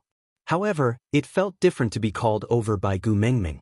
Elvis walked in front of Gu Mengmeng and asked, "What can I do for you?" Gu Mengmeng replied, "I remember there were many animal organs thrown at the stream just now. Leader, can you help me ask if anyone still wants those organs? If they don't want them, then help me take one of the intestines back. If they still want it, I'll go get it for you." Elvis interrupted Gu Mengmeng. What a joke! Would anyone dare to not give what his Xiaomeng wanted? Gu Mengmeng nodded. She suddenly thought of something and pulled Elvis, who was about to leave. She turned to Sandy and asked, "What is your Adali's original form?" Sandy replied, "He's the same as me. He's from the bear tribe." Gu Mengmeng nodded and said, "Leader, I remember a few people ate bear's intestines just now. Can you see if there are any bear intestines left? If you have a choice, take a bear's intestine." Elvis did not ask why and just nodded his head in agreement. He then kissed Gu Mengmeng's forehead and turned to walk towards the stream. Leah was a little jealous and said, "Everyone has something to do, but I'm the only one with nothing to do?" Gu Mengmeng laughed and said, "You're the chief surgeon today. Your hands are going to be operated on later. How can you do other chores? If he injures his hand, who's going to suture a dolly later?" Leah was a little surprised. "Of course it's you. If it wasn't you, would it be me?" Gu Mengmeng looked at Lee's barely visible nod and smiled bitterly.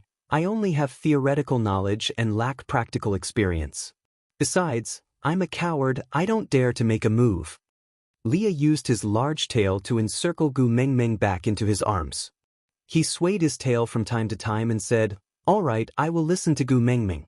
I'll do whatever Mengmeng asks me to do." What a glib tongue. Gu Mengmeng chided with a smile, but she was not angry. Instead, she felt ripples in her heart.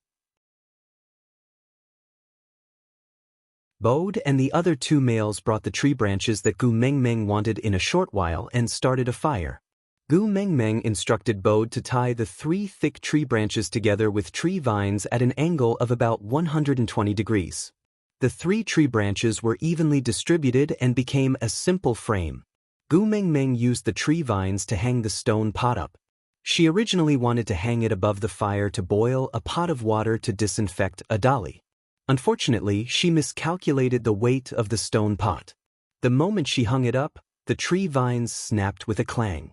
The stone pot really fell down and smashed into the fire, causing sparks to fly everywhere. Aside from the topic, a few days ago, a reader suggested to me to let Sandy give birth to a son named Winnie. I thought about it for a while. Yeah, that's good. It obviously solved the problem of my name being useless. So among Sandy's 6 partners, I arranged a bear tribe.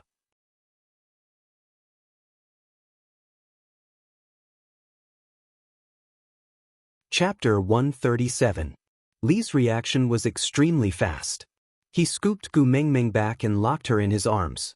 He turned around and used his back to block all the sparks. Gu Mengmeng was indeed shocked. She shrunk into Li's arms and did not dare to move. After a long while, she stretched her neck out to take a look. But the moment she moved, she heard Leah say, "Meng." Gu Mengmeng felt a little guilty. She lowered her head like a child who had done something wrong. But she lifted her eyes to peek at Li's expression. As expected, Leah could not even maintain his smile. He held onto Gu Mengmeng's shoulders and adjusted to her height. He stared straight into her eyes and said, "Do you know how scared I was just now? If you were hurt even a little, it would be more painful than having my heart gouged out." Gu Mengmeng pursed her lips and said, "I didn't know that pot was so heavy, huh?" Leah did not buy it. He was unusually stern and did not leave any room for negotiation. "I know my mistake." Gu Mengmeng lowered her head and maintained a good attitude. "What did you do wrong?" Leah did not intend to let her off just like that. This little female, if he did not teach her a lesson, she would really dare to do anything. "That branch is too thin. I should have asked Bode and the rest to find a thick one from the start. Oh, that's right, we should not have set up a pot. We should have built a stove so that it would not fall." The more Gu Mengmeng said, the more she felt that it made sense. She nodded and said, Yes, we should have built a stove." Gu Mengmeng. Leah was really furious. What was this little female thinking in her head? Couldn't she just leave this matter to the males to think of a solution? That pot was so heavy. If it had landed on her, the consequences would be unimaginable. But she was still thinking about building a stove. Did she not know that she almost lost her life just now? Bullfire. "Daddy Leah, don't be angry. I really know my mistake. I will never carry a stone pot again." Gu Mengmeng tried to please him. "What else?" Leah finally calmed down after getting her assurance. Gu Mengmeng blinked her big eyes and tilted her head to look at Leah in confusion. Leah was so angry that he clenched his teeth. He really wanted to pry open her little head and see what kind of weird things were inside. Unfortunately, the hand that was raised high did not bear to hurt her at all. It only touched her eyebrows and said, "You have to get used to relying on me. In the future, let me do whatever you need me to do. Don't put yourself in danger and make me worry. Do you hear me?" Oh, Daddy Leah is right. I will listen to Daddy Leah."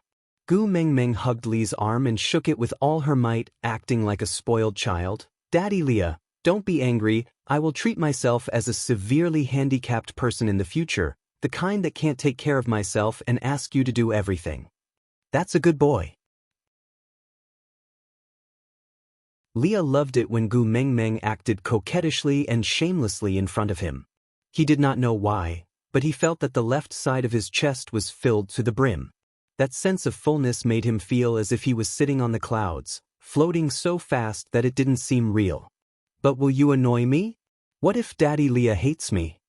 Gu Mengmeng pouted and asked. "If you are worried that I will have a change of heart, why don't you settle on me as soon as possible? When your estrus is over, we will mate. This way I will be yours for life.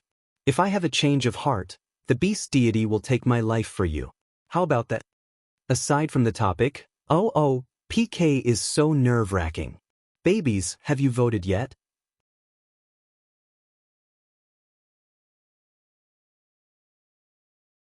Chapter 138. When Elvis came back with 2 pieces of bear intestines, Sandy had already asked Bode and the rest to build a stove and boil water.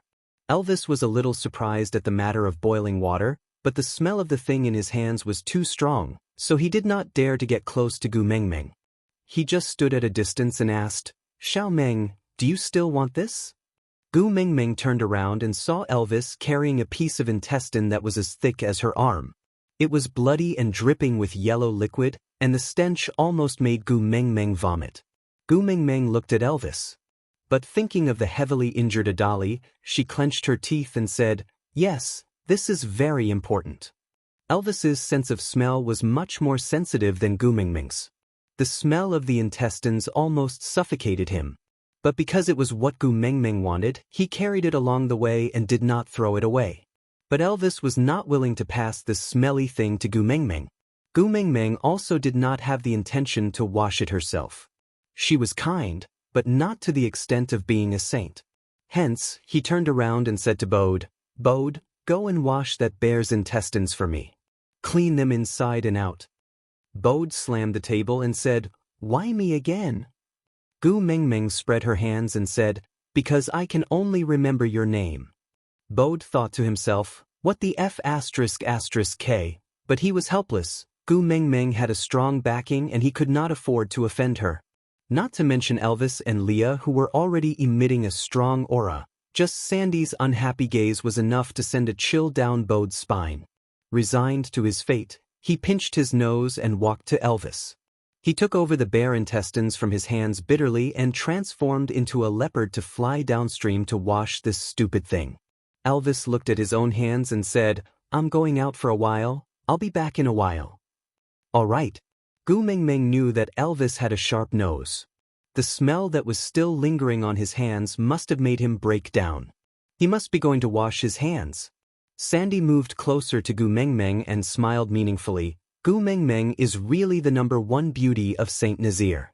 Even Elvis is used to reporting to you. He even needs your approval to wash his hands." Gu Mengmeng did not know whether to laugh or cry. "You're thinking the wrong way. Leader is just more of a gentleman." Sandy nodded perfunctorily and asked, "Then what do we do next?" Gu Mengmeng used mud to extinguish the fire and waited for the water to cool to a suitable temperature before asking Sandy's partner to help carry him to Adali's side. She used a small leaf to scoop some water to clean Adali's wounds, then scooped some water to carefully help Leah wash his hands.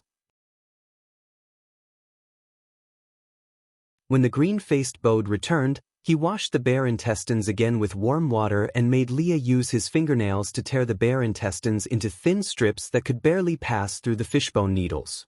When everything was ready, Gu Mengmeng handed the fishbone needle to Leah. "Daddy Leah, I'll leave the rest to you." Leah took over the fishbone needle but only stared straight at Gu Mengmeng. He had no intention to proceed to the next step. Gu Mengmeng thought that Leah did not know what to do, so she guided him again. "Daddy Leah, don't be nervous. Just sew up the two sides of the wound and don't let the wound open like this. I believe in you, you can definitely do it. Do your best," but Leah twitched his mouth. "My hands will be dirty if I do that." Gu Mengmeng nodded. "It will definitely be stained with blood. You just have to wash it." Leah said, "But you're the one who washed my hands. How can I dirty them for other males?" Gu Mengmeng, aside from the topic.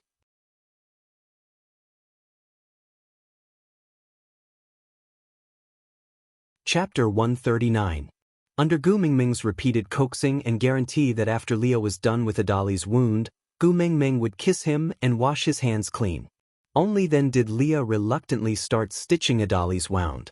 She had to admit that Leah was really awesome in some professional fields.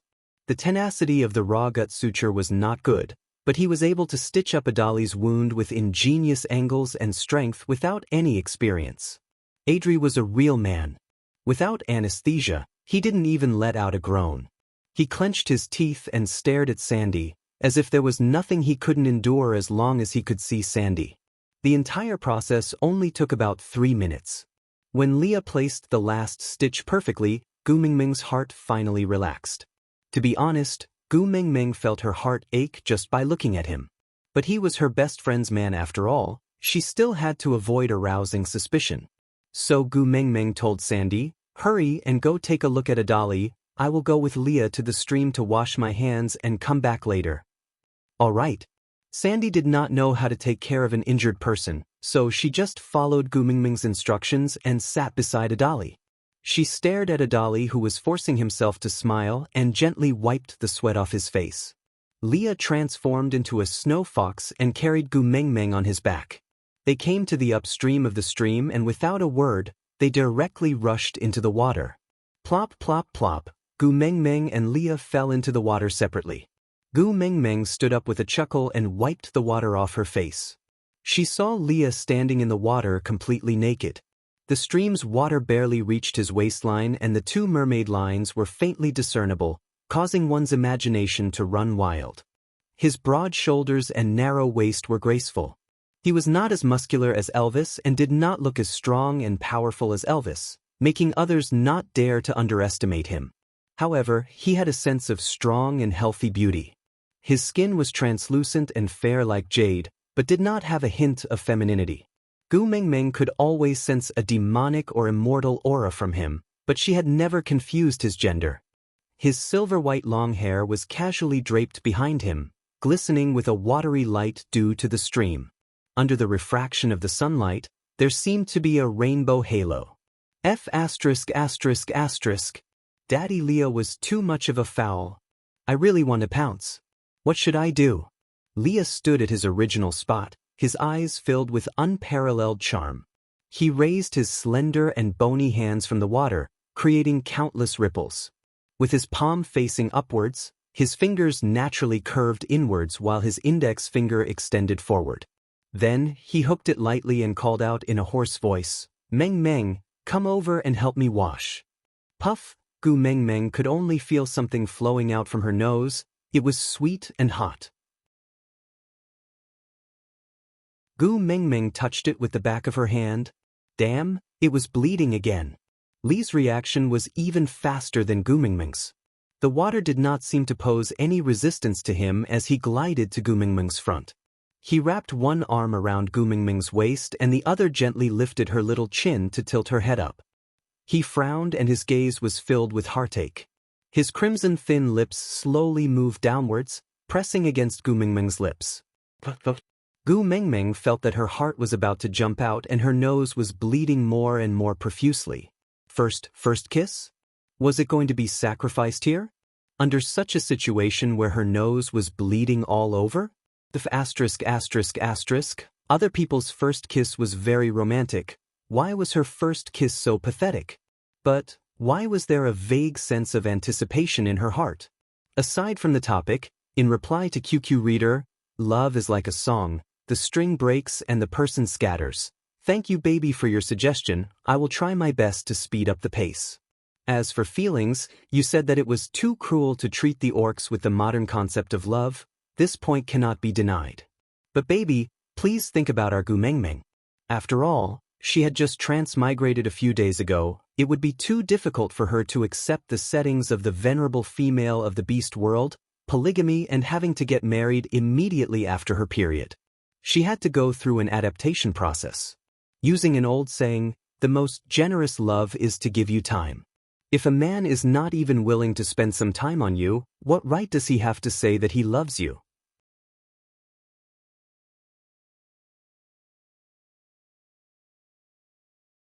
Chapter 140. Just as Gu Mengmeng was about to close her eyes, Leah stuck out his pink tongue and licked Gu Mengmeng's nose lightly. That crimson blood was like cinnabar on his lips, making him look extremely seductive. Leah used his index finger to wipe the blood from Gu Mengmeng's nose into his mouth, then looked at Gu Mengmeng with misty eyes and said, "Just as I thought, you are very delicious." Gu Mengmeng quivered and woke up from the crimson romantic bubbles. She pouted and asked, "Daddy Leah, don't tell me you want to eat me up?" Leah said thoughtfully, "That's a good suggestion." Gu Mengmeng looked up and whimpered, "Daddy Leah, please don't eat me."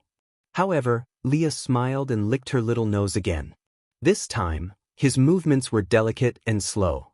Gu Mengmeng's entire attention was focused on the tip of her nose. She could clearly feel every minute movement of Li's, and even clearly saw him sucking on her little nose at the end. Licking his lips with his red tongue, Li's bewitching face stopped inches away from Gu Mengmeng. Li's thumb caressed Gu Mengmeng's lips. His long and narrow eyes were filled with unconcealed desire. "Be my partner or food, which would you choose?" Gu Mengmeng's eyes were filled with desire. I don't choose either," Gu Mengmeng said as she started to struggle. But her little strength was not worth mentioning in front of Leah. Leah held onto Gu Mengmeng's waist with one hand and supported the back of her head with the other, fixing her firmly in his arms. That seductive face slowly moved to Gu Mengmeng's ear and he whispered in her ear in an intimate tone, "Why don't I choose for you?" Li's warm breath sprayed onto Gu Mengmeng's ear and she felt her heart palpitate. Damn, she was concerned about her life and death and she was actually feeling amorous. No. Gu Mengmeng stuttered as she rejected. But Leah did not have any intention of letting go of her. Instead, he lowered his body slightly and both of their bodies sank into the stream. Unknowingly, Leah had already carried Gu Mengmeng to a very deep position. The water did not even reach Li's chest and Gu Mengmeng's feet could not reach the ground at all. In order not to choke, Gu Mengmeng could only wrap her arms tightly around Li's neck and whimper. Leah looked at Gu Mengmeng who was in his arms and said seductively, "It's all right, it won't hurt.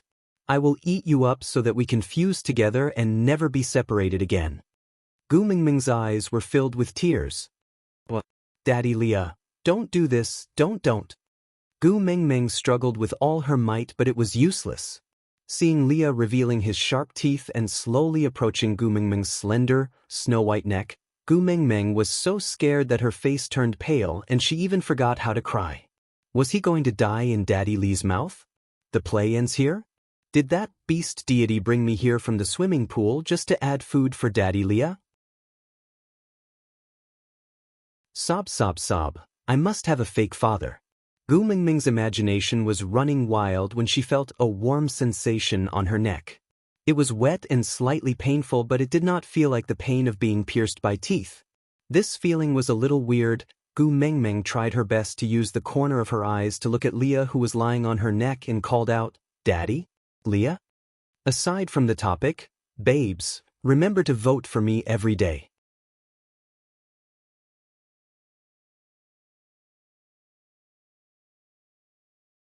Chapter 141. A numb feeling came from her neck. It was a very unfamiliar feeling, but Gu Mengmeng knew that it was not the feeling of her throat being bitten off. She could feel her heart beating inexplicably. She was flustered but she did not resist, and even felt a little enjoyment. After a long while, Leah finally let go of her neck. Then he looked at the red mark on Gu Mengmeng's neck as if he was admiring a piece of art. "So pretty." Leah caressed the mark he left on Gu Mengmeng's neck. Gu Mengmeng touched her own neck. There was no wound. She lowered her head and looked at her neck from the reflection in the water. Then, her face heated up and instantly turned red. "Daddy Leah." Gu Mengmeng covered her neck shyly and said angrily, "Why did you randomly plant strawberries on other people's bodies?" Leah did not take it to heart. He pinched Gu Mengmeng's little face and said, "You look especially good when you are about to cry from being bullied."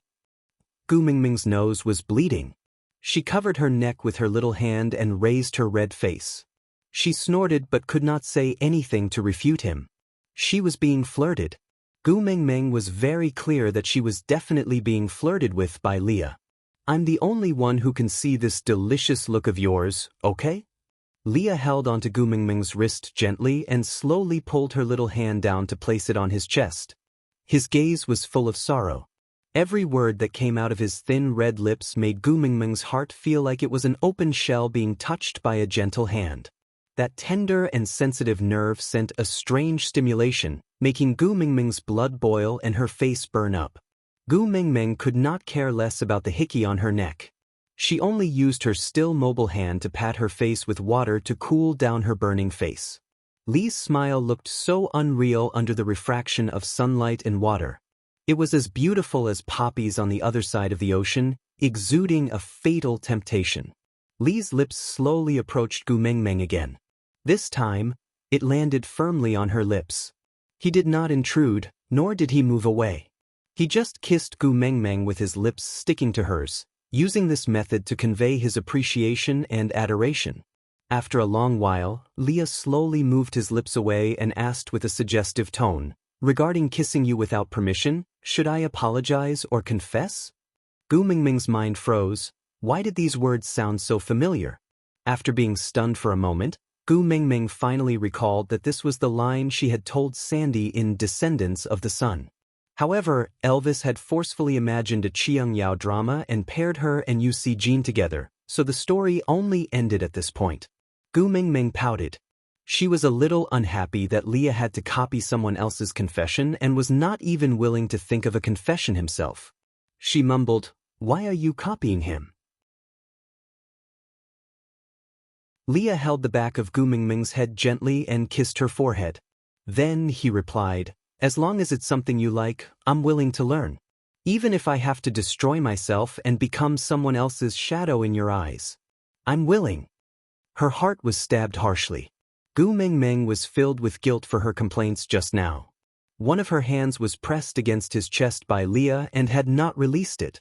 Gu Mengmeng just went with the flow and laid on Li's chest.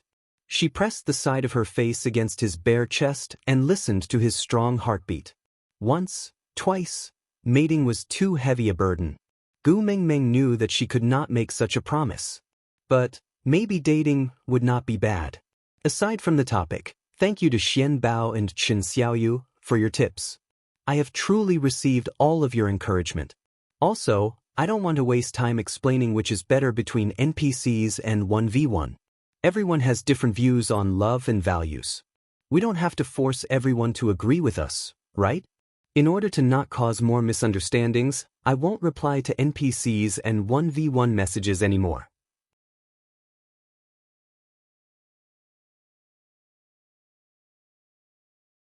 Chapter 142. Confess. Gu Mengmeng said softly with a blushing face. The corners of Li's lips curled upward slightly. Something in his heart seemed to have calmed down and spread throughout his entire body. Leah changed his posture and used his forearm to support Gu Mengmeng's butt, hugging her like he was carrying a child. Using his other hand to lift her chin, he looked at Gu Mengmeng with eyes that could drown a person to death and said, "In my name, I swear to the beast deity that I will pledge my loyalty to you for the rest of my life. From today onwards, you are my God, my life, my everything." Gu Mengmeng's face was burning hot, and she felt all the blood in her body rushing to her head. Pursing her lips that were dry from the heat, Gu Mengmeng said hesitantly, "What I mean is, I can date you. I'm not ready to mate." Gu Mengmeng had already explained her views on love to Leah long ago, and Leah remembered the dating process that Gu Mengmeng said to him. Leah was already very satisfied to be able to transition from friend to lover in such a short time. He did not want to force Gu Mengmeng. No matter how badly he wanted to mate with Gu Mengmeng and become the rightful person by her side, he had to respect Gu Mengmeng's feelings first. How could his woman be wronged? "Tell me, what kind of relationship is it?" Leah approached Gu Mengmeng's lips slowly and stopped at a fingertips distance. He asked in a slightly hoarse voice, "Is it a relationship where I can kiss you whenever I want to?" Gu Mengmeng knew very well what would happen if she nodded her head slightly. Her heart was beating wildly, and she replied with a single sound in anticipation and shyness, "Yeah." Leah lifted her little chin and gently brought her lips into his mouth. This time, Li's tongue entered Gu Mengmeng's mouth nimbly, tasting the sweetness in her mouth wantonly and greedily. Until Gu Mengmeng was almost suffocating, Leah then released her reluctantly. Both of their gazes were in a daze, and Leah could clearly feel the solid throbbing in his left chest. He knew very well what this familiar yet strange feeling meant. Leah could not explain it clearly, but he was once again certain that he could not let go of this female Gu Mengmeng in this lifetime. After all, it was almost winter, and the stream water was still somewhat cold. Leah was afraid that Gu Mengmeng would catch a cold, so he did not stay in the water for too long. He did not know where he had lost the beast's skin dress when he transformed, and he was not in the mood to look for it, so he just carried Gu Mengmeng up to the shore. He knew clearly that Elvis had already caught up to them, and he had clean clothes for Gu Mengmeng to change into. In other words, Elvis must have seen everything just now. Leah and Elvis hoped that they could successfully separate Gu Mengmeng's feelings for him before Yu Jin arrived, or even directly replace him. They had the same idea and did not need to discuss it verbally. They had such a tacit understanding. This was also the reason why Elvis did not show himself even though he was already nearby. But this did not mean that Elvis could tolerate Leah threatening his status as the first partner, and Leah indeed did not have that intention. So Leah planned to carry Gu Mengmeng to Elvis's side. Firstly, he wanted to get some clean clothes for Gu Mengmeng to change into so that she would not catch a cold. Secondly, he wanted to take the opportunity to explain to Elvis. Out of topic, in the middle of PK, little babies, remember to vote for me in QQ bookstores.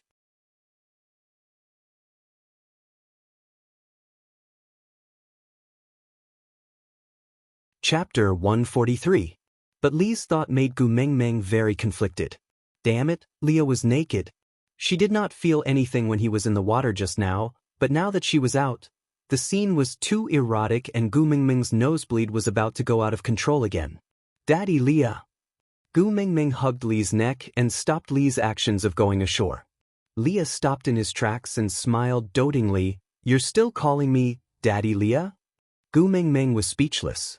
Damn it, calling her own boyfriend daddy? Why did she feel even more embarrassed than before?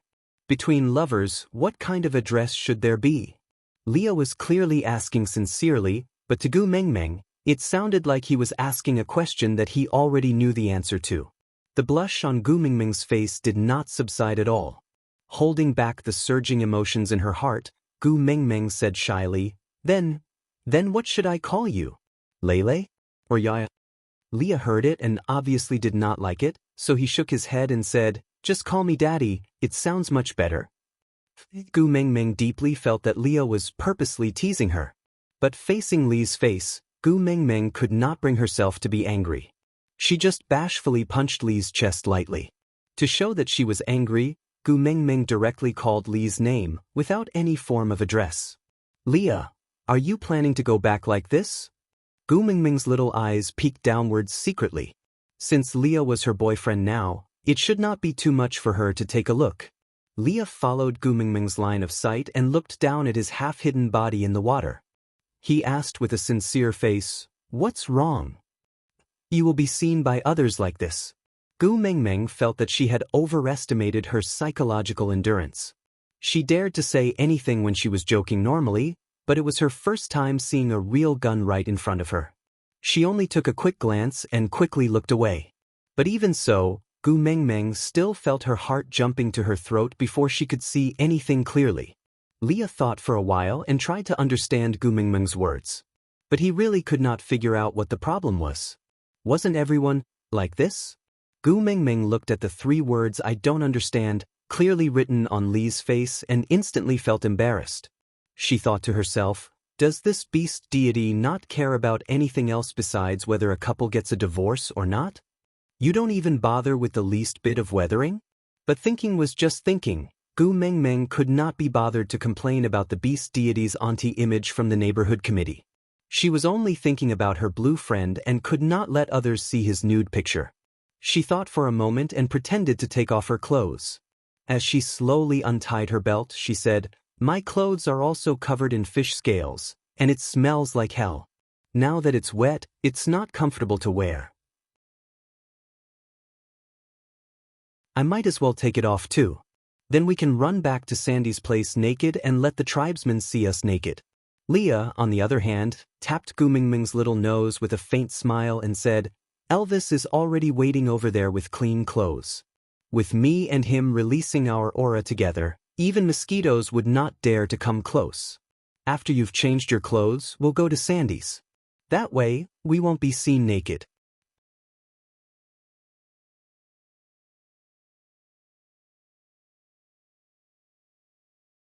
Chapter 144. As Leah said that, Elvis had already walked out from the shade of the tree. Gu Mengmeng was like a child who had done something wrong. She lowered her head and did not dare to look into Elvis's eyes. As for Elvis wanting to be her godmother, she already knew that it was a misunderstanding. But why did she not dare to face Elvis? Gu Mengmeng did not want to think too much and did not dare to think too much. She just lowered her head and twisted her fingers. You will get sick easily wearing wet clothes, change. Elvis reached out and took Gu Mengmeng from Lee's hands. He then said to Leah, Transform into your original form before coming out. She doesn't want others to see you like this. Leah nodded and did not ask why. He transformed into a fox and lightly shook off the water on his body. His fur became fluffy and he did not look like a drowned rat at all. It was as if he had used a hairdryer to dry his hair in the blink of an eye. TSK, even the heavens would look at one's appearance. Gu Mengmeng thought about how long she usually had to dry her hair and deeply understood the favoritism of the heavens. However, her blue friend was really good-looking. No matter if he was in human or beast form, he was so good-looking that one could not take their eyes off him. Elvis carried Gu Mengmeng to a place that was sheltered from the wind and then started to remove her clothes. Gu Mengmeng crossed her arms in front of her chest and said, "No need, no need. I can change myself." Elvis's hand paused in midair and he stared at Gu Mengmeng with his deep gaze for a long time. Finally, he slowly lowered his hand and turned around indifferently, saying, "I will guard you from the side. Call me if you need help." "All right." Gu Mengmeng felt a tinge of guilt. She was the one who provoked Elvis without knowing the situation. Ever since they met by the lake, everything she did was enough to cause him to misunderstand. Although it was unintentional, now that she knew that the beast world's view on love was very different from hers, there was no reason for her to let Elvis continue to misunderstand. Moreover, since she had already decided to date Leah, she could not give Elvis that kind of illusory hope. So, Gu Mengmeng called out while changing her dress, "Elvis, are you still there?" "I have always been here," Elvis replied. Gu Mengmeng said, "Leah confessed to me and I agreed." Elvis remained silent for a long while before slowly replying, Gu Mengmeng said, "Where I come from, a female can only be with a male. Since I've agreed to date Leah, I won't have any other romantic partners." Elvis's voice was still indifferent, as if he did not care, but asked carefully, "Then, what about you, Si Jean?" Gu Mengmeng smiled helplessly and shook her head. "Is this joke not over yet? Didn't I tell you that this is just a story and there is no such person? Even if there is, his female is called Kang Moyan and not Gu Mengmeng." Silence. Another long period of silence. Just when Gu Mengmeng almost thought that Elvis had left, Elvis finally asked, "Then, what about me?" This time, it was Gu Mengmeng's turn to be at a loss. Her hand that was fastening the shoulder straps suddenly stopped, not knowing how to answer this question. Time seemed to have stopped and Gu Mengmeng's mind kept repeating Elvis's sentence, "What about me?" This was a simple question made up of 3 words, but she did not know how to answer. Elvis turned around and walked over from behind the rock. He took over the little shoulder strap from Gu Mengmeng's hands and fastened it for her. He said while fastening it, "You are now in Saint Nazaire, you just need to follow the rules here." Gu Mengmeng still did not say a word. She just looked up at Elvis's backlit face.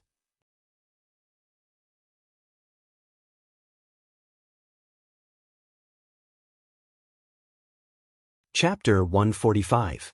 Elvis didn't wait for Gu Mengmeng's reply and just carried the neatly dressed Gu Mengmeng into his arms with one hand while using the other to carry her old clothes. These were supposed to be thrown away, but she said she wanted to wash them before using them and he agreed to it. Leah transformed into a snow fox as promised and waited for them not far away. He heard the conversation between Gu Mengmeng and Elvis. It was undeniable that he felt a sense of beauty in his heart. The only one, such an unattainable word, yet Gu Mengmeng said she wanted to give it to him? In this beast world, which male could resist such a temptation? However, Leah was very clear that he could not protect Gu Mengmeng by himself. When Gu Mengmeng's identity was exposed one day, the beast world would definitely be in chaos. By then, how could he protect her while facing the enemies? But even if it could not be realized, Leah felt that it was enough with Gu Mengmeng's words. "Let Leah carry me." Gu Mengmeng felt a little awkward. She did not know how to face Elvis now. Elvis's spine obviously stiffened, but he did not say anything and just placed Gu Mengmeng on Lee's back. Then he said, "You guys go to Sandy's place first. I will go back and dig a cave for Xiaomeng to store her old clothes. I will go and fetch you guys later." Leah replied to Elvis using beast language, but Gu Mengmeng naturally did not understand. But Elvis just smiled bitterly and nodded before turning to leave. When Leah and Gu Mengmeng returned to Sandy's cave, Adali actually woke up miraculously. His wounds had not healed, but he looked much better. Unless it was the final radiance of a setting sun, he would definitely not die like this. Sandy saw Gu Mengmeng returning and immediately went up to her. She held Gu Mengmeng's little hand and said, "Gu Mengmeng, you are too magical. Look, Adali looks much better now. At this rate, he will be able to recover in no time." Gu Mengmeng smiled embarrassedly and said, "This is Lee's credit, I just moved my mouth." But Sandy did not think so. She looked at Leah, who went to ask Bode for a piece of beast skin to wrap around his waist after putting Gu Mengmeng down. She lowered her voice and said, "Leah has never treated an injury like this before. This is obviously your idea. So, Adri's survival is all thanks to you." Mimicking Sandy, Gu Mengmeng lowered her voice and asked in a breathless voice, "Why are we speaking in such a soft voice?" Sandy gave Gu Mengmeng a "you're so stupid" look and said, "If Leah hears this, I'm dead meat." Gu Mengmeng said helplessly, "He can still hear you like this." Sandy paused and looked at Leah in fear. She bit her lower lip and could not say a word. Then, she suddenly pulled Gu Mengmeng over and said, "Gu Mengmeng, tell Leah not to be angry."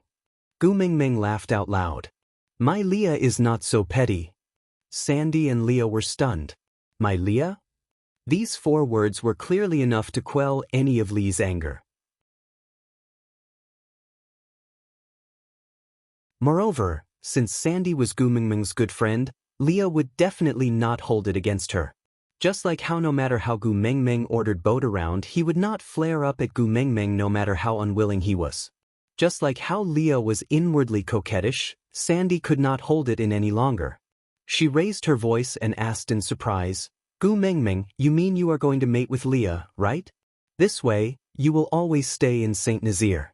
Even if you see Jean comes to look for you, you will not leave with him, right?" Aside from the topic, babies, it's hard to say about the stockpiling of chapters. Although I have been working hard, I can't release a lot of chapters every day. So, from the 5th to the 7th, I will release more chapters than the editor requested and maintain a rhythm of 5 chapters every day. Tomorrow, which is the last day of the PK, on the 8th, I will release all the chapters that I have saved up these few days. It can be considered as a small climax for me to release more chapters. As for how many chapters one can release, I am not sure. Anyway, let's all look forward to it. The last thing I want to say is, there will only be the next PK after this one. If you still want to see Gina release chapters before it is published, please try to support him in these 2 days.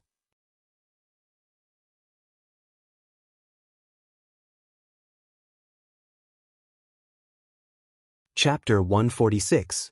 Gu Mengmeng really did not want to continue the topic of UC Jean anymore.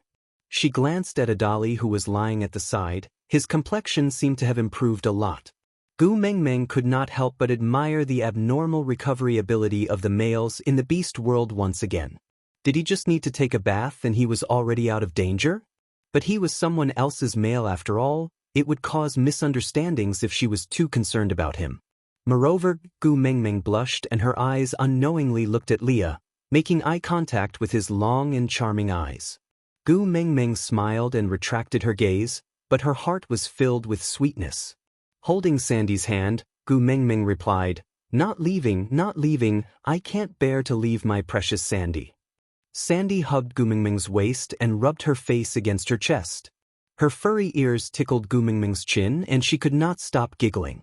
All right, I think you were not full just now. I brought the pot over to add more food for you." "Really?"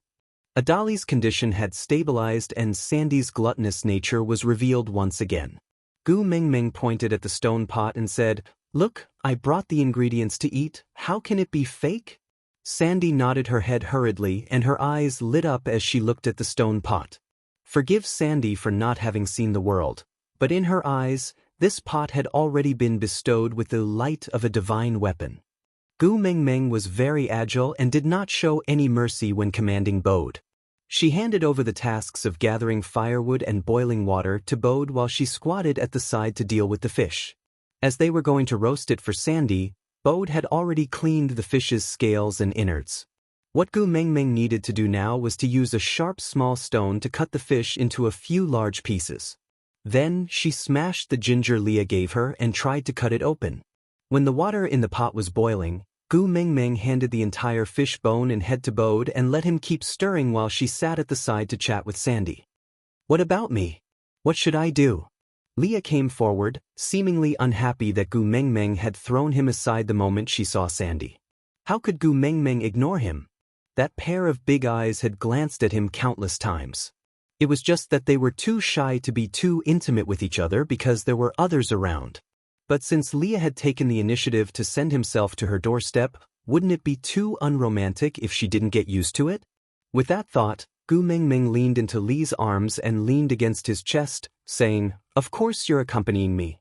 Leah smiled faintly, his gaze gentle. "All right." Leah took the initiative to summon his large tail and wrapped it around Gu Mingming. He did not seem to mind that his tail had become Gu Mingming's moving sofa. He only knew that his Meng was in heat. The ground was so cold, he definitely could not let her sit on the ground.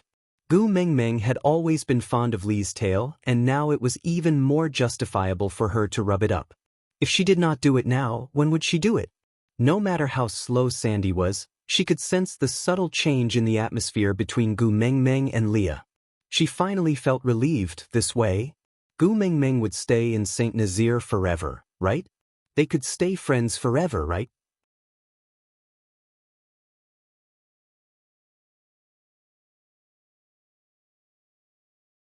Chapter 147. When Bode's fish soup was almost done, Gu Mingming then placed the sliced ginger into the pot and waited for the pot to boil before placing the fish meat in to cook. Actually, the food cooked with only ginger and fish was similar to a postpartum meal and could not be considered as a delicacy. The main reason why Gu Mingming's cooking was so popular was because the structure of the delicacies here was too monotonous and lacking. As a result, the fish soup that had been cooked for about 2 hours was so fragrant that it attracted almost everyone in Saint Nazaire. But most of the males still abided by their territorial boundaries and did not step into Sandy's territory. But some females who did not have enough of courting death did not care about that. Nina and another female whose name Gu Mingming could not remember walked in together. Nina took the lead, walking with her head held high, as if she was strolling in her own backyard, while the other female followed behind her like a servant. The two of them walked in front of Gu Mingming, one in front and one at the back. Nina had suffered a few times in Gu Mingming's hands and the wound on her neck was still hurting. She looked around and when she realized that Elvis was not around, her heart calmed down a little. Then, she cleared her throat and pointed at Sandy's pot, asking, "Hey, lowly half-orc female, what are you doing?" Sandy stood up uneasily and replied while clasping her hands, "No, it's not me, it's Gu Mingming who is cooking." Gu Mingming knew that Sandy was used to being bullied by Nina, so she was quite surprised that she would go against Nina for her. Why would Gu Mingming not protect a friend who did not back down even though she was clearly afraid for her? So, she straightened her back and stood up from Li's arms, her hand naturally hooking onto Sandy's arm. As she was not as tall as Sandy, Gu Mingming looked like a little bird beside Sandy, just that this little bird was a little domineering. Even before she opened her mouth, Nina's legs had already turned to jelly. Gu Mingming sneered in disdain and said, "Why? Are you here to apologize to a dolly?" "Apologize?" Nina's sharp voice pierced Gu Mingming's eardrums. Gu Mingming dug her ears with her little finger and asked unhappily, "Why, you beat me up and you treat it as if nothing happened? You swaggered over here because you're afraid that I won't be able to find your doorstep for revenge?" Nina was afraid of being beaten up by Gu Mingming, and Elvis had used his actions today to clearly tell her, if she provoked Gu Mingming, he would kill her. Because he was afraid, his aura became weaker. However, Nina had been the first beauty of Saint Nazaire for a long time and had been pampered to the point that it had become her instinct. The arrogance that was ingrained in her bones had caused her to have an unwise understanding of herself. She thought if Elvis was not around. Thus, he mustered up his courage and retorted, "Fights between males have always resulted in either death or injury. How can we blame others? He's useless and can't beat my male. Why should I apologize?" But, as Gu Mingming said, she started rolling up her sleeves. Nina had seen this posture twice and instinctively knew that Gu Mingming was going to hit her again. He was so frightened that he took 2 big steps back, staring at Gu Mingming cautiously. Gu Mingming did not care about her. She pointed at Nina's nose and said, "Since you sent yourself to me, if I don't beat you up today, I would be letting you down." Aside from the topic, some people said that they did not like Sandy's character and that she was too weak. But putting herself in her shoes, she had been bullied since she was an adult. How could it be easy for her to retaliate after such a long time? But it was precisely this weak character that she did not give in when Nina scolded Gu Mengmeng. So, Sandy was just a soft and cute girl, we can't expect her to be like Gu Mengmeng, right? Gu Mengmeng, author Ian, come over here and make it clear, what's the difference between you and me?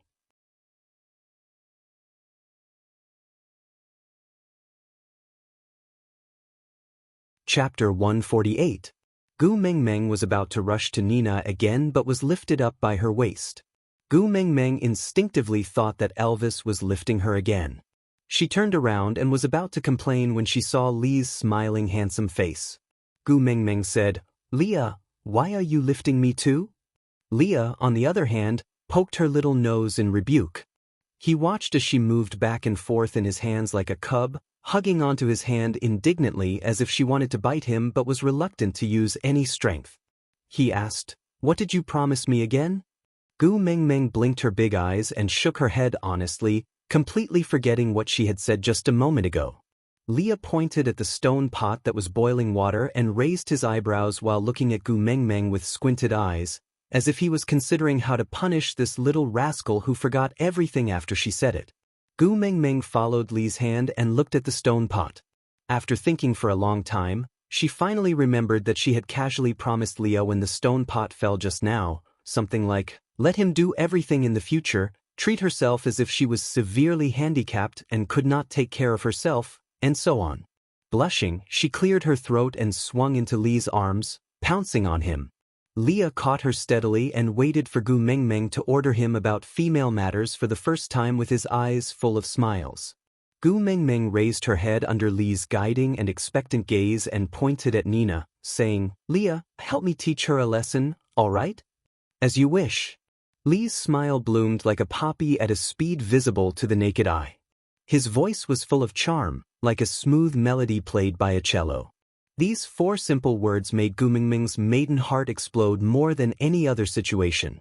Her heart was like a little beast crying piteously for food, wishing that she could hold up a support sign and shout, "Leah is so handsome, his boyfriend power is at the max."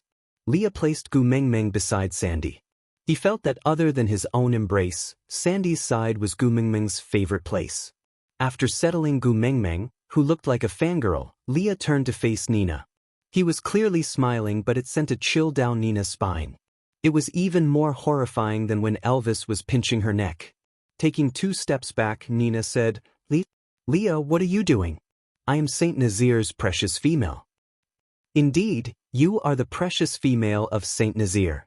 Li's voice was slow, as if he was narrating, "But Meng Meng is my female. To me, she's 1,000,000 times more precious than you." As he spoke, Li's fingernails grew out one by one. Gu Mengmeng could only see his back view, but she could clearly feel his murderous aura. Not to mention Nina, who was facing him directly. She was so scared that her legs turned to jelly and she sat on the ground. She did not even have the strength to escape and was just like a dog. This time, Gu Mengmeng did not stop Leah. Firstly, she believed that Leah had a sense of propriety. No matter how scary he acted, he would not really take Nina's life. Secondly, Adali's injuries were too severe and he almost lost his life. If she did not teach Nina a memorable lesson, Gu Mengmeng felt that she would not be able to raise her head in front of Sandy in the future. After all, no matter what, he was involved in this matter. As for the third point, Gu Mengmeng glanced over and had long seen the restless males at the borders of Sandy's territory. The moment Leah launched his attack, they could no longer control themselves and rushed in together. They were already standing in front of Nina, blocking her way. Gu Mengmeng's eyes darted around. Aside from the topic, sharing a new article from a friend. Actually, it was a modern romance article covered in a layer of fantasy. Sweet pampering textbook, welcome to read it. The Domineering Little Wife of Pluto, by Invisible Stars. This was the story of a useless cultivator who became a supreme queen. This was the story of Pluto's endless pampering of his domineering little wife. Regarding the female lead, Dongfang Xen, the daughter of a 10,000-year-old zombie king and a human, the second generation of the little princess who was doted on by all. She was a red-level student from the first school of the underworld. At the same time, she was the useless cultivator in his eyes, a troublemaker, the little tyrant of the underworld. Cultivate, cultivate, cultivate. The useless cultivator finally became a queen. Let's see how she saves the world. Regarding the male lead, Yi Lin, the supreme king of the underworld. It was said that she could choose any of the treasures in his mansion of Pluto, and he even sent himself out as her 1-month-old present. Emerging as a dark horse, he successfully captured his little wife.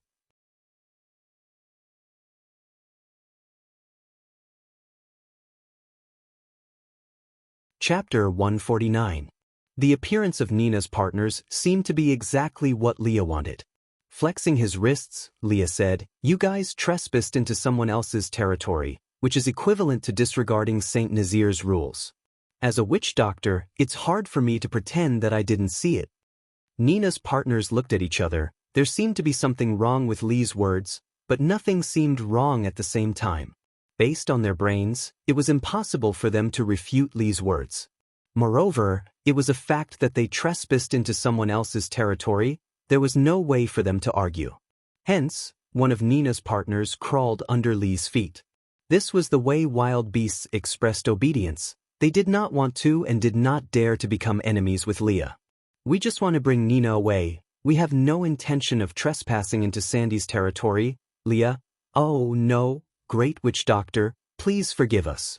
Leah did not seem to buy Nina's partner's cowardice. He just played with his sharp claws nonchalantly, smiling faintly. "Bring Nina away? That won't do," my Meng Meng said. "She wants me to teach her a lesson." Nina's partner was shocked. He stared at Leah with widened eyes. "Nina is a female." Lee's smile deepened. It was so beautiful that it was suffocating, but it was as if it was soaked in poison, making people afraid. "Yeah, Nina is a female." Leah twisted his wrist, grabbing onto Nina's partner who was blocking in front of him. He slowly raised his arm until the male's feet could no longer touch the ground. He kept kicking in the air but had no ability to retaliate. Meanwhile, Leah maintained his God-loving smile, saying calmly, "But you guys are not." With that, Leah tossed the male who was almost dead to the side. At the same time, he transformed into a snow fox and leaped into the air. He stepped on the stomach of the male who had been tossed into the air and leaped into the air. Then, he fought with Nina's partners who had already transformed into their original forms. Forgive Gu Mengmeng for not seeing anything clearly, because it was really too fast, about 3 seconds. Gu Mengmeng blinked, regained her composure and walked stiffly to Lee's side. Seeing Lee's clean hands and the 7 to 8 males lying by his feet, it would be an understatement to say that she was dumbfounded. Those who had transformed into beasts were obviously unable to get up. Each of them only had one wound on their bodies. It wasn't fatal, but it was surprisingly uniform. All the wounds were on the abdomen. Regardless of the depth, the shape was exactly the same as Adri's wound. At least from Gu Mingming's point of view, it was as though the wound had been copied and pasted. It was definitely produced by an assembly line. Leah knew that Gu Mengmeng was afraid of blood, so he chose to transform into his beast form to fight. Firstly, it was to end the battle quickly, and secondly, after transforming, the original stains on his body would be removed along with the transformation, leaving no traces behind. So when Gu Mengmeng walked over, there was not a single trace of blood on him. He was still as white and flawless as jade. Holding onto Gu Mengmeng's little hand, Leah asked with a face full of tenderness, "Is Gu Mengmeng satisfied with this lesson? If you want, I can also leave the same scar on Nina's body." Gu Mengmeng hurriedly shook her head. Actually, her so-called lesson was just to leave him with a bloody nose and a swollen face. She had never thought of Leah being so heavy-handed. But now that things had come to this, she could not say that Leah was wrong.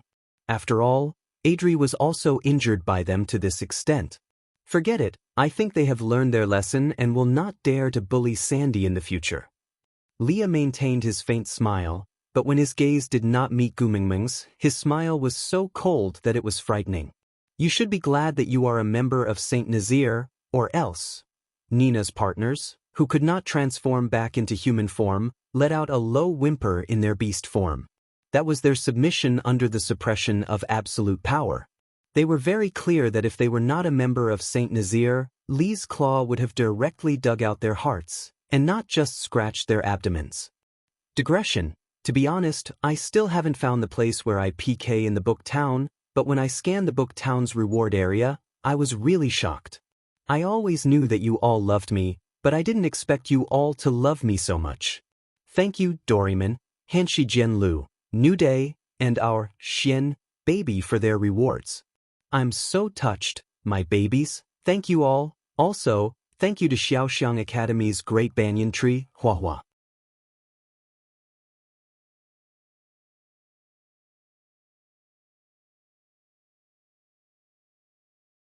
Chapter 150. My Gu Meng doesn't like the smell of blood. Do you guys want to scram? Or, do you want me to do it? Before Leah could finish his sentence, a few of Nina's partners who did not dare to rush out just now tried to walk in from the boundary of Sandy's territory. They stopped after 2 steps and looked at Leah. Seeing that Leah just turned around and carried Gu Meng back to the stove, ignoring them, they mustered up their courage to rush in and drag their injured family members away. Meanwhile, Nina, who was already scared out of her wits, could only allow one of her partners to carry her away. Her eyes were filled with shock and daze, as if she could not comprehend what had just happened. After Nina left, Sandy's territory was only left with her family, Gu Meng, Leah, and that half-orc female who had accompanied Nina over like a maidservant. Gu Meng looked at the half-orc female and said, "Your master has already left, why aren't you leaving?" That female bit her lower lip and seemed very nervous. She hesitated for a long time before opening her mouth and asking timidly, "Can I stay behind with you guys?" Gu Meng raised her brows and asked, "Aren't you Nina's friend? It's not suitable for you to stay with us." That female shook her head like a rattle drum and said with misty eyes, "Nina and I are not friends. It's just that she is a complete female and I am just a mere half-orc female like Sandy. If I don't listen to her, I will be bullied by her. I don't want to be bullied anymore. I beg you, let me stay by your side, can you?" Gu Meng did not know much about the people of Saint Nazir, so she looked at Sandy and asked for her opinion. Sandy tugged at Gu Meng's hand and looked at her with a slightly pleading gaze. She probably felt a kinship with this half-orc female.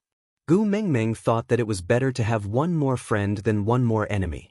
Since she had taken the initiative to show her kindness, why should she reject her? Moreover, although this female had always been by Nina's side, she had not done anything to harm Sandy other than to protect herself. Since Sandy had already begged for mercy, what else could she not agree to? So Gu Meng stretched out a hand towards the female and said, "Hello, I am Gu Meng." That female held onto Gu Meng's hand with both her hands, then knelt down and prostrated on the ground. This posture was exactly the same as when Nina's partner begged Leah for mercy. Gu Meng was taken aback. She wanted to pull the female up, but realized that she could not support her weight at all. She pulled twice, but the female did not budge at all. Gu Meng asked, "What are you doing? Get up, get up." Leah placed his hand lightly on Gu Meng's shoulder and smiled sideways. "She is expressing her loyalty to you. You can touch her head and she will get up." The corners of Gu Meng's lips twitched. Why was making friends like training a dog?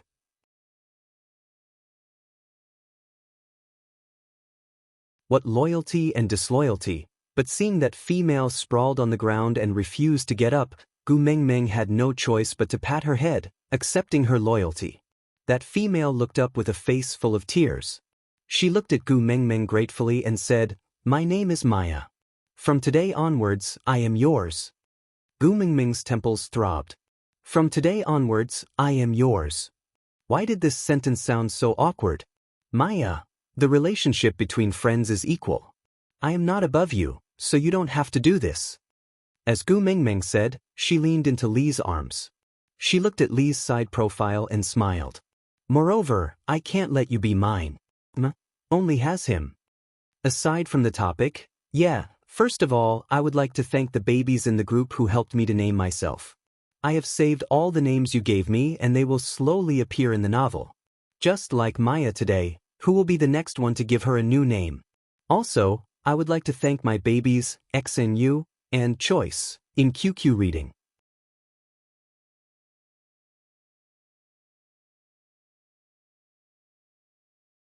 Chapter 151. Leah enjoyed Gu Mingming's words very much. For the time being, let him enjoy this one and only. Even if it could not last long, this moment would definitely be the happiest day of his life. Leah hugged Gu Mingming's shoulders and looked at Maya as if he was looking at a rival in love. But, you want to fight with me too? Maya was shocked. She leaned back and fell on her butt. She looked at Leah in fear and said, No, Great Witch Doctor, I didn't mean it that way, that's good. Leah lifted his head proudly and walked past Maya with Gu Mingming in his arms. His steps were exceptionally coquettish. The fish bones at Bode's side had already been boiled to a milky white color. Even Gu Mingming's appetite was whetted by the smell, not to mention Sandy and Maya. Gu Mingming skipped to the side of the pot and placed the sliced ginger inside. After boiling for a while, she placed the fish inside. After cooking for about 5 minutes, Gu Mingming clapped her hands and exclaimed, Done! She reached out to touch the side and realized that in this miserable beast world, there were no bowls or chopsticks. She could hold a tree branch to eat when she was barbecuing, but was she supposed to hold a stone pot to drink fish soup? Gu Mingming looked around. Leah did not understand but followed her and looked around. He asked, What are you looking for? Gu Mingming roughly described the appearance of the bowl and chopsticks. Leah nodded thoughtfully, then kissed Gu Mingming's forehead and said, I know where to find something similar, I'll go get it for you, wait here. Leah nodded. Yeah. Gu Mingming nodded obediently. Blue friends were really reliable.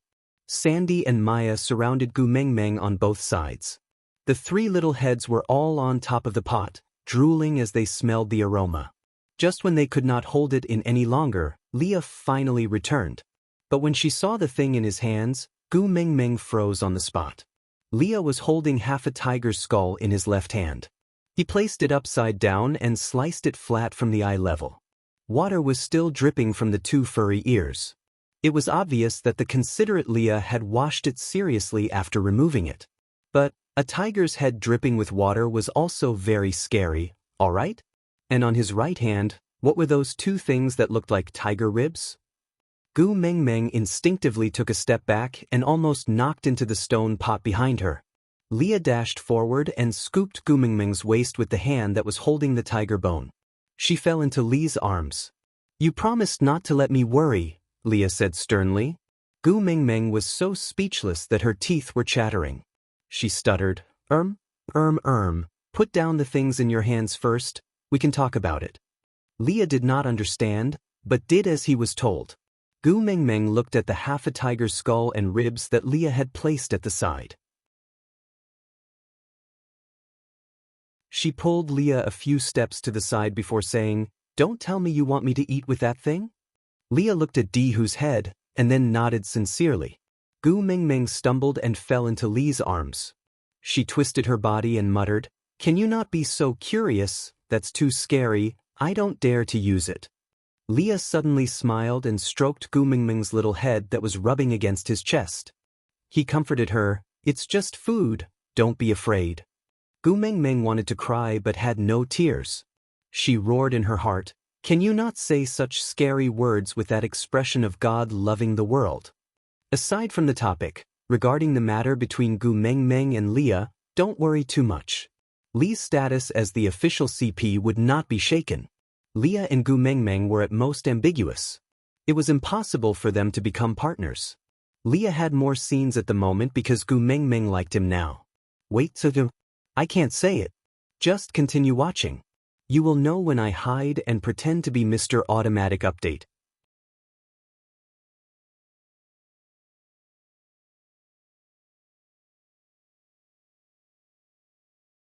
Chapter 152. Leah could tell that Gu Mingming was really scared, so he hugged her and said, If you don't like it, then we won't use this. Let me think if there are other similar things. Gu Mingming immediately shook her head. She did not dare to count on Leah to think of a solution, or else who knows what head he would bring over later.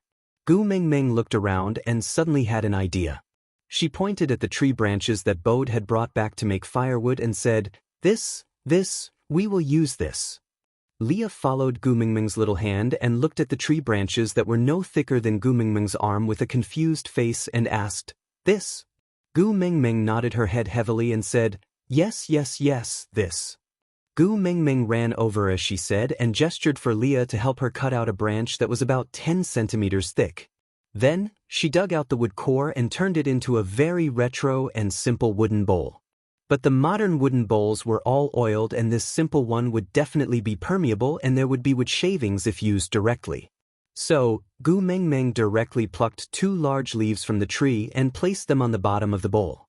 Then, she used another bowl to fill the bowl with fish meat and soup. Gu Mengmeng was used to taking care of others, and just as she was about to pass the fish soup to Sandy, she was carried away from the pot by Leah and found an empty place to sit down. Leah was still in his half-orc form, using his large tail as a personal sofa for Gu Mengmeng while he sat cross-legged with one leg bent. His elbow was placed on his bent knee and he looked sideways at Gu Mengmeng, admiring the way she ate. Gu Mengmeng used 2 thin tree branches as chopsticks.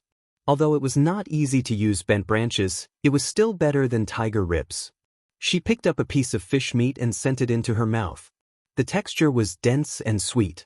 After eating a few roasted meat, this fish meat soup was like a refreshing stream. Gu Mengmeng used her chopsticks to pick up another piece and sent it to Lee's mouth, saying, "Try it, the taste is not bad." Leah placed the tip of his nose in front of the fish meat and smelled it. Then, his lips curled up in his mouth that looked like he was going to eat the fish meat, brushing past Gu Mengmeng's chopsticks and kissed her lips. This kiss was very light, but it messed up the rhythm of Gu Mengmeng's heartbeat.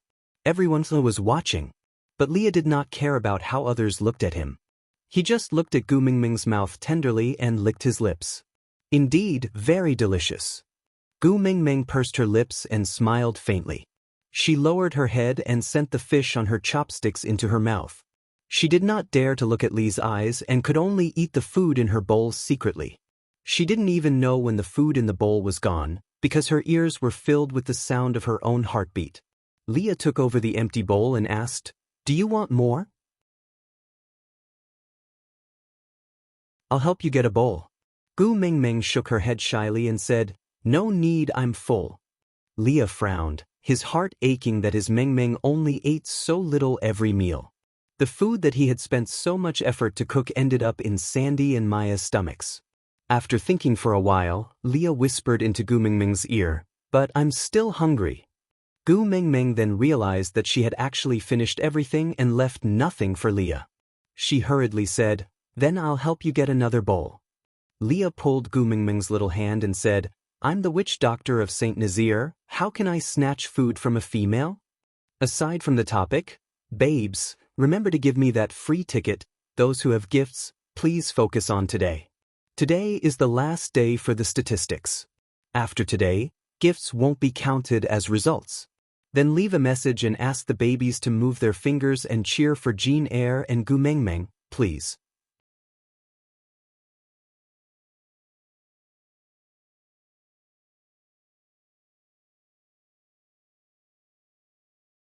Chapter 153. Gu Mengmeng looked at Sandy and Maya, who were about to fight over those few pieces of fish, and said hesitantly, "Then, go get a bowl for yourself and share some with me, all right?" Leah said.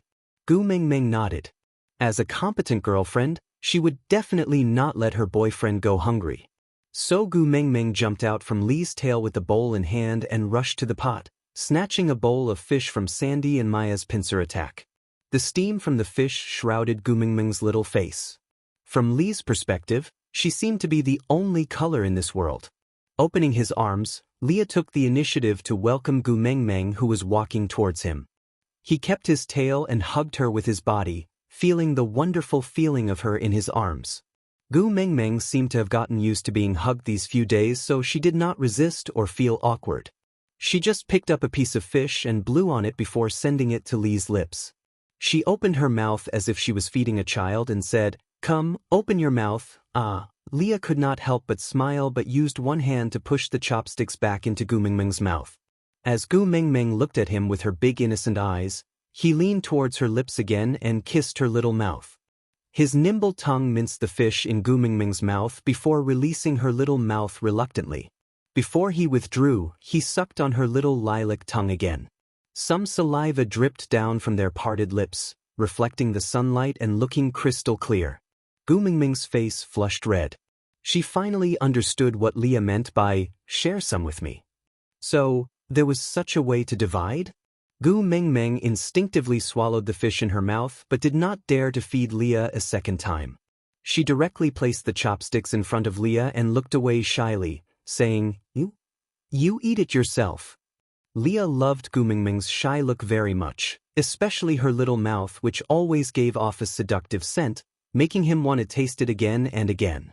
Using his slender and bony fingers to hook Gu Mingming's little chin, Leah said with a pure and innocent face, I don't know how to use these 2 tree branches.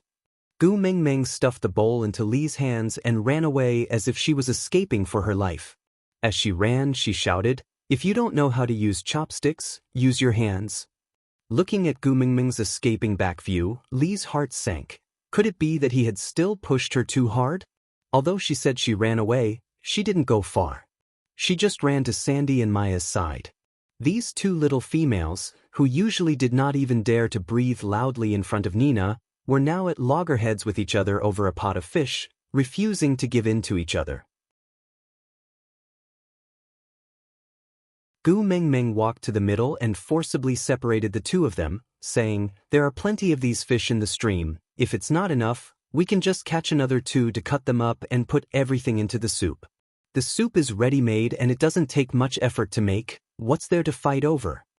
Maya's understanding of Gu Mingming was that Gu Mingming was the one who beat Nina up, and she had always been the one being stepped on by Nina. So towards Gu Mingming, she desired and feared her.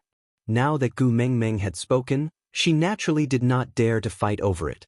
Moreover, they were eating the ingredients found by Sandy's partner. Even if she was a female, she would not dare to snatch the food away from Sandy's partner. So Maya obediently took a step back, then looked at Sandy seriously and asked, Sandy, can I let Nissan in? I want him to help me catch a few more water shuttles so we can eat together. Aside from the topic, Gu Mingming, Leah, you have your own hands and feet, why do you want to snatch the food in my mouth? Leah, I was kissing you. You said before, lovers is a relationship where I can kiss you if I want to. Gu Mingming, you even said you are the witch doctor of Saint Nazir and cannot snatch food from females. Leah, you are not a female from Saint Nazir, you are my female. Gu Mingming blushed, turned around and ran away. You're tuning in to the Passion Pages YouTube channel. We're so grateful for your support and don't forget to subscribe to join us on this incredible journey through captivating stories. Your generosity through donations truly makes a world of difference, as it's the primary source of revenue that allows me to expand and enhance this channel for you. Thank you from the bottom of my heart for being a part of this adventure.